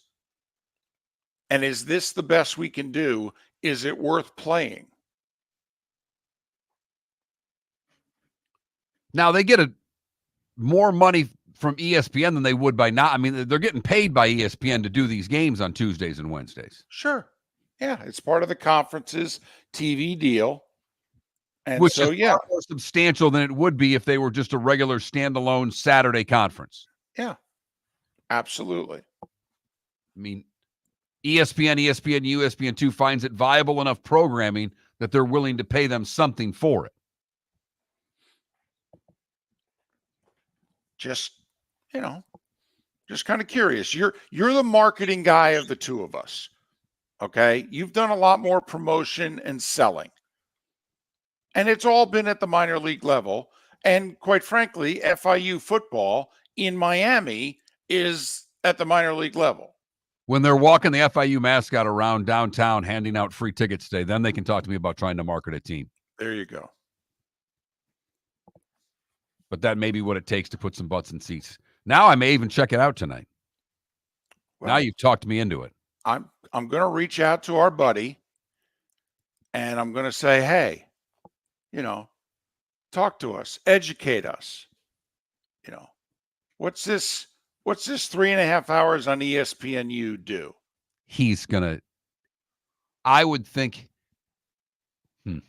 he may not be a big fan because it's a lot more work for him. Yeah. A lot later at night. I know. To deal with TV networks that are going to be demanding and think that he's the same staff as the University of Miami, if you know what I mean. Yeah. Only got 7 of these games, so you kind of got to embrace them. I got you. Bailey Zappi, by the way, is a Cleveland Brown. Browns took him off the Chiefs practice squad. Apparently, DTS isn't ready to play. Watson's on the injury reserve for the rest of the year. So apparently Zappi is going to back up Jameis. Just saying. Desperate times. We think there'll be some movement today in the NFL with the Mike Williams with the Jets. Good chance he gets moved sooner than later, with Tampa having a need, with San Francisco having a need. Pay attention today to the waiver wires because we think there could be some action in the National Football League. Listen, I think Jameis, this is an amazing opportunity. Jameis hasn't played basically for 3 years. I mean, he's going to get a 10-game run here. Unless he's just awful. I mean, Jameis, I don't think he can make himself a starting quarterback next year, but don't you think Jameis can get himself the Sam Darnold 1-year, $10 million deal? Maybe be a placeholder for half a season somewhere? He'll have to perform adequately, but they're going to get the running back here. We'll see. It's a team that's pretty demoralized right now. I know. Tell you what, they're fighting with their fans. Yep. That's not a good look. Miller and Moulton. Good, bad, and ugly. What's on tap? Today was the day when. It's how we wrap up the show next. We started our show 18 years ago and have been fired 3 times, but Miller and Moulton have never lived on the edge like we are now. We have our best morning ratings ever, are steadily adding affiliates, yet we only have a few sponsors. And if that doesn't change, we can't continue. But if you want to advertise on Miller and Moulton, reach out to one of us directly by texting sponsor to 21,000 or contact Mark on X at @MarkMiller or me at @TheDavidMoulton. You can save Miller and Moulton and make your business some serious money by texting 21,000 now. The world-famous cigar bar started as a neighborhood place in downtown Fort Myers, and now it's a brand, a destination with 4 locations. The original place, Henry Street, Fort Myers, Gulf Coast Town Center, on Southeast 47th Terrace off the Cape Coral Parkway, and the Lounge on West 1st Street in Fort Myers. A place to go, whether you just need a relaxing drink and a smoke after a tough day at work, or a place to go celebrate. From relaxation to celebration, the world-famous cigar bar.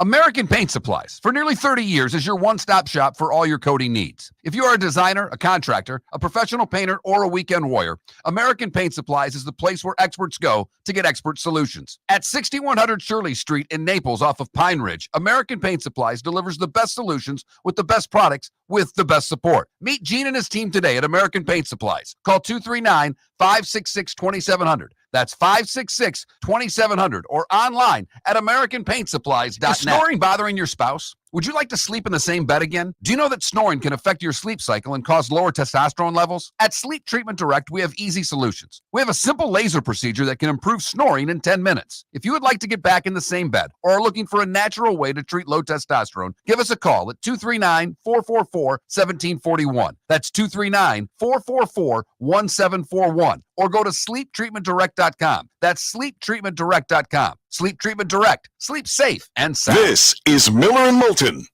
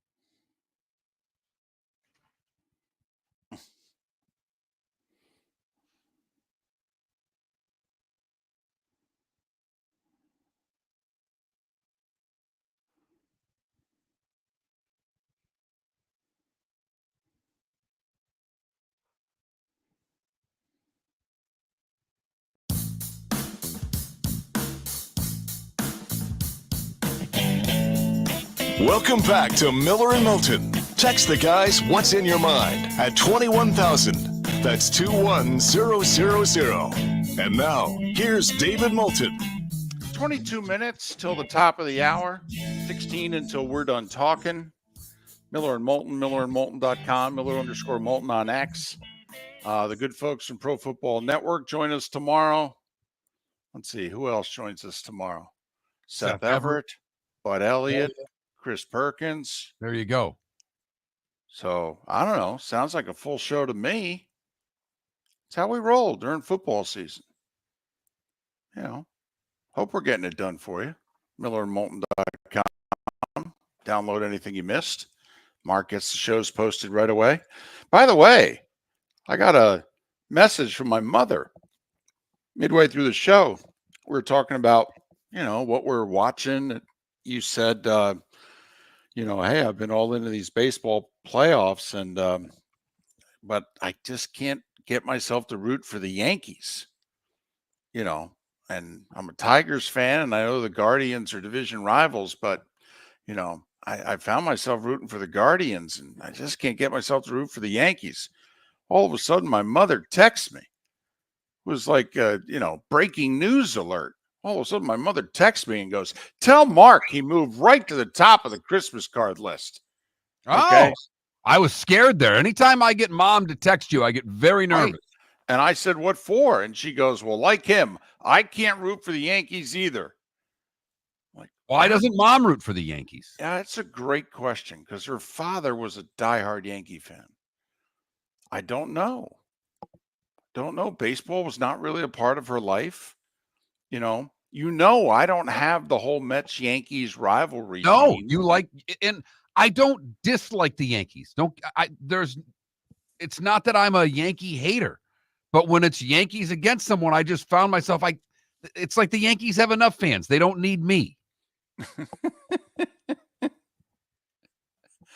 So, but anyway, just so you know, boy, your stock, I don't want to say it's at an all-time high, but it sounds like it's at a 2024 high. That's fantastic. I like it. Well, it's the right time to peak in the year because it's right before the holidays. Right. You don't want to peak in January. You want to peak, October, November, December. That's the proper time to be peaking with the year coming to an end.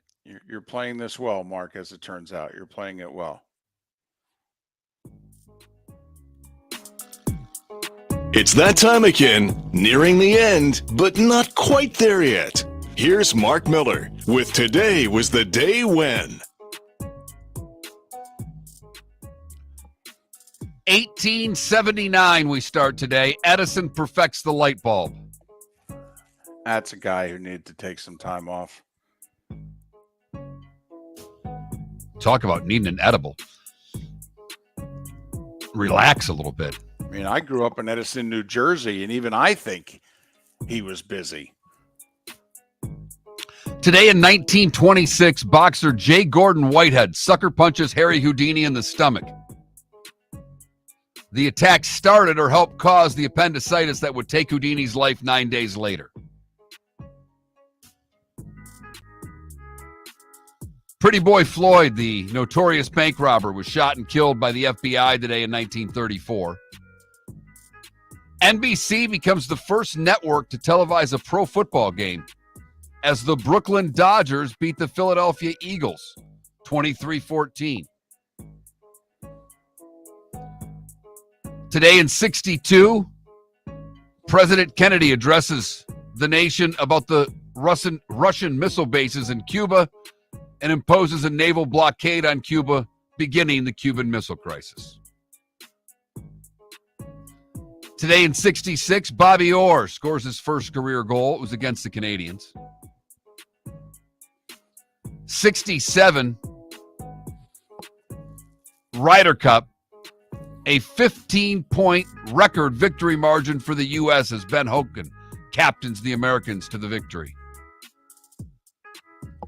1972, the A's beat the Reds 3-2 in Cincinnati in Game 7 for a 4-3 series win. The A's' first championship since 1930, their first in Oakland.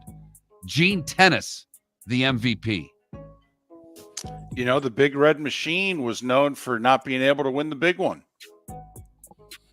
In 70, the Orioles dispatched them in 5. They were favored to beat the A's in that World Series. They got beat. Then the next year, they were heavily favored to beat the Mets in the LCS. Mets got them. I mean, when they played that World Series against the Red Sox, there was all kinds of pressure on the Reds to win the World Series. They were getting the C label, Mark. And it was today in 75 that the Reds beat the Boston Red Sox. In 7, Pete Rose, your MVP. Also today in 75, David, the World Football League disbands after week 12 of their second season. And today in 1976, red dye number 4 is banned by the Food and Drug Administration after it discovered that it causes tumors in the bladders of dogs. You can still get red dye number 4 in Canada. Jimmy Fox and Timothy Leary would have celebrated birthdays today. Jimmy Fox, the baseball player. Timothy Leary, the one that said, tune in, tune in, whatever, the acid guy. Christopher Lloyd is 86. The acid guy. The acid guy. Jeff Goldblum, 72. Goaltender Ron Tugnut's 57. I loved Ron Tugnut. What a great name. I just saw that on there, and I wanted to include him. Shaggy is 56. Ichiro is 51. Brad Stevens, 48. And Robinson Cano is 42. What did I miss, David? Kennedy talked to the nation today in 62, and he basically said, yeah, this is about the closest we've come to nuclear war. They got missiles over there in Cuba, and they either need to remove them or we're going to throw down over this. Have you ever talked to your mom and your dad when he was alive about the measures, the preemptive measures that we as a society took in case of a nuclear attack? I mean, you hid underneath your desk. Right. Same thing you did for a tornado. Right. For a nuclear attack. My mother and I were talking about it the other day. Don't know how we got on the subject. I'm like, at any point in time, did you kind of look around and go, hey, guys, this really isn't going to do the trick. So sitting in the desk, I'm at risk. Hiding underneath it shouldn't be a problem. Huh. It's kind of like back in the day, they warned you don't fly with a number 2 pencil in your pocket. Why? So when you're going 500 miles an hour towards the side of the mountain, it's the lead pencil in your pocket that's going to cause the damage here? I just thought they didn't want you to take any standardized tests while flying. Just got to admit, I mean, we have done some things with a straight face in our society and gotten away with it, in which after the fact, it's like, man, how stupid were we? Nobody raised their hand and said, I don't think this is going to work, huh?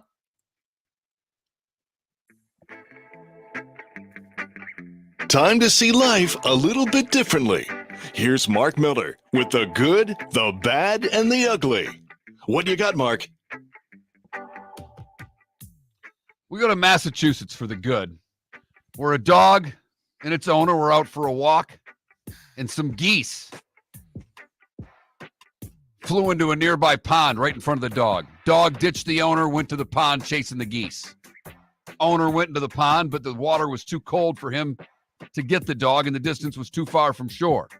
So he called the police, or called 911. Police and fire showed up. They used a drone to track the canine's movements, and the dog was rescued with the use of 2 Wesley College boats.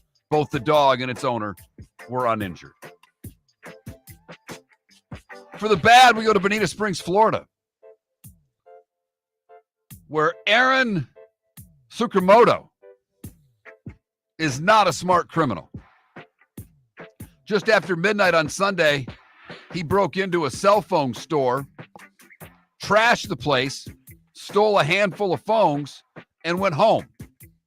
His home was a block away from the store.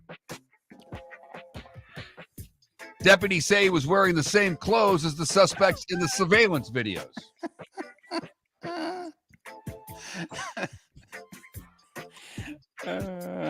Inside the home, they found the 8 stolen iPhones, an assortment of charging cords hidden in the room. He also had an outstanding warrant. And finally, the ugly, we go to New York, where a person trying to get rid of bees made the grave mistake of using a flame to try to take out the beehive. See, it was in the roof of his porch, and he lit the hive on fire. And David, you're never going to imagine what happened next. He started the house on fire. No!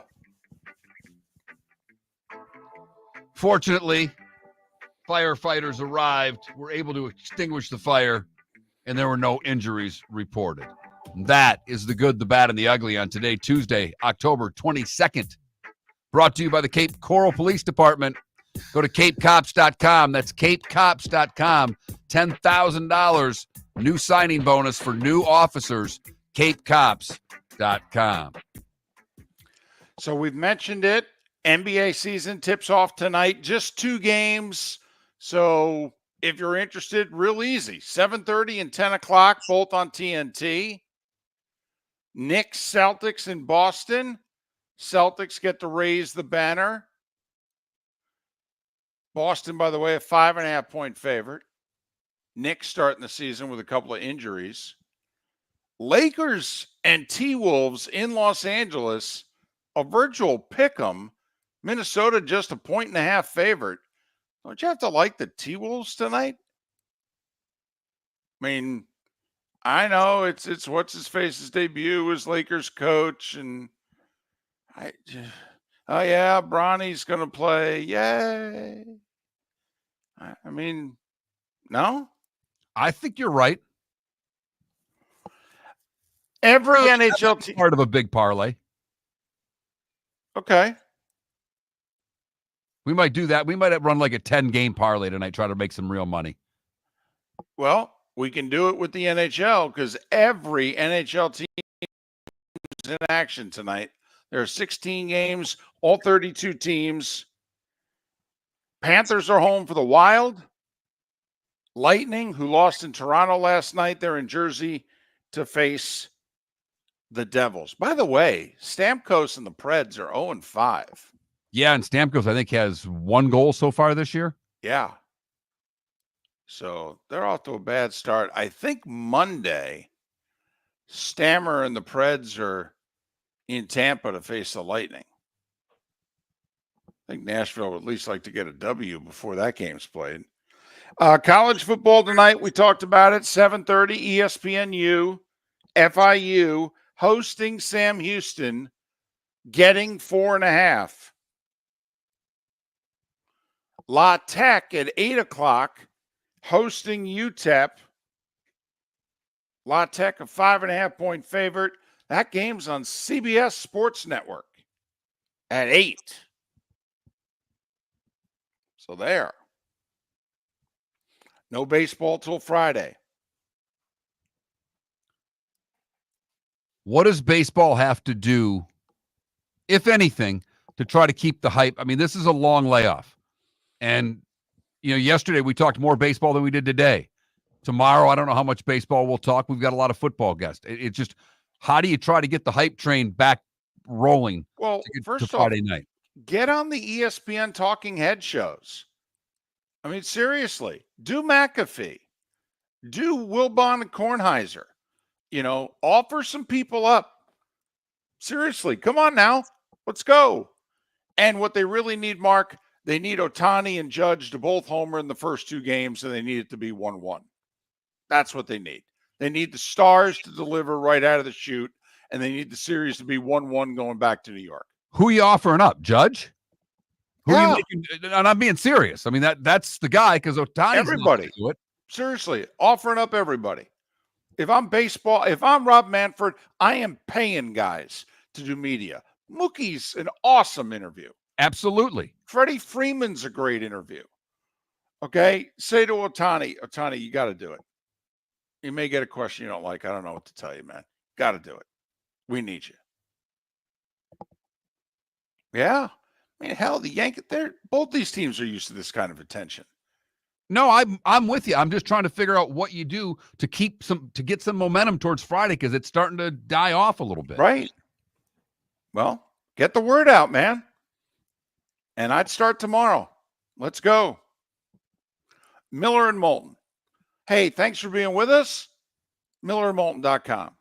American Paint Supplies, for nearly 30 years, is your one-stop shop for all your coating needs. If you are a designer, a contractor, a professional painter, or a weekend warrior, American Paint Supplies is the place where experts go to get expert solutions. At 6100 Shirley Street in Naples off of Pine Ridge, American Paint Supplies delivers the best solutions with the best products with the best support. Meet Gene and his team today at American Paint Supplies. Call 239-566-2700. That's 566-2700, or online at AmericanPaintSupplies.net. Gentlemen, as your wife mentioned getting new flooring, but you don't want to go through the hassle, well, go see the Floor Meisters in Naples next to Costco. They understand your time and money are important, so they'll make it as painless as possible. With a huge in-stock selection of carpet and Cortec, they can get you the floor your wife's been asking for. They carry wood, vinyl, carpet, and tile. If you do it yourself, no problem. They can handle that as well. So go see TJ at the Floor Meisters and tell them, just keeping it real.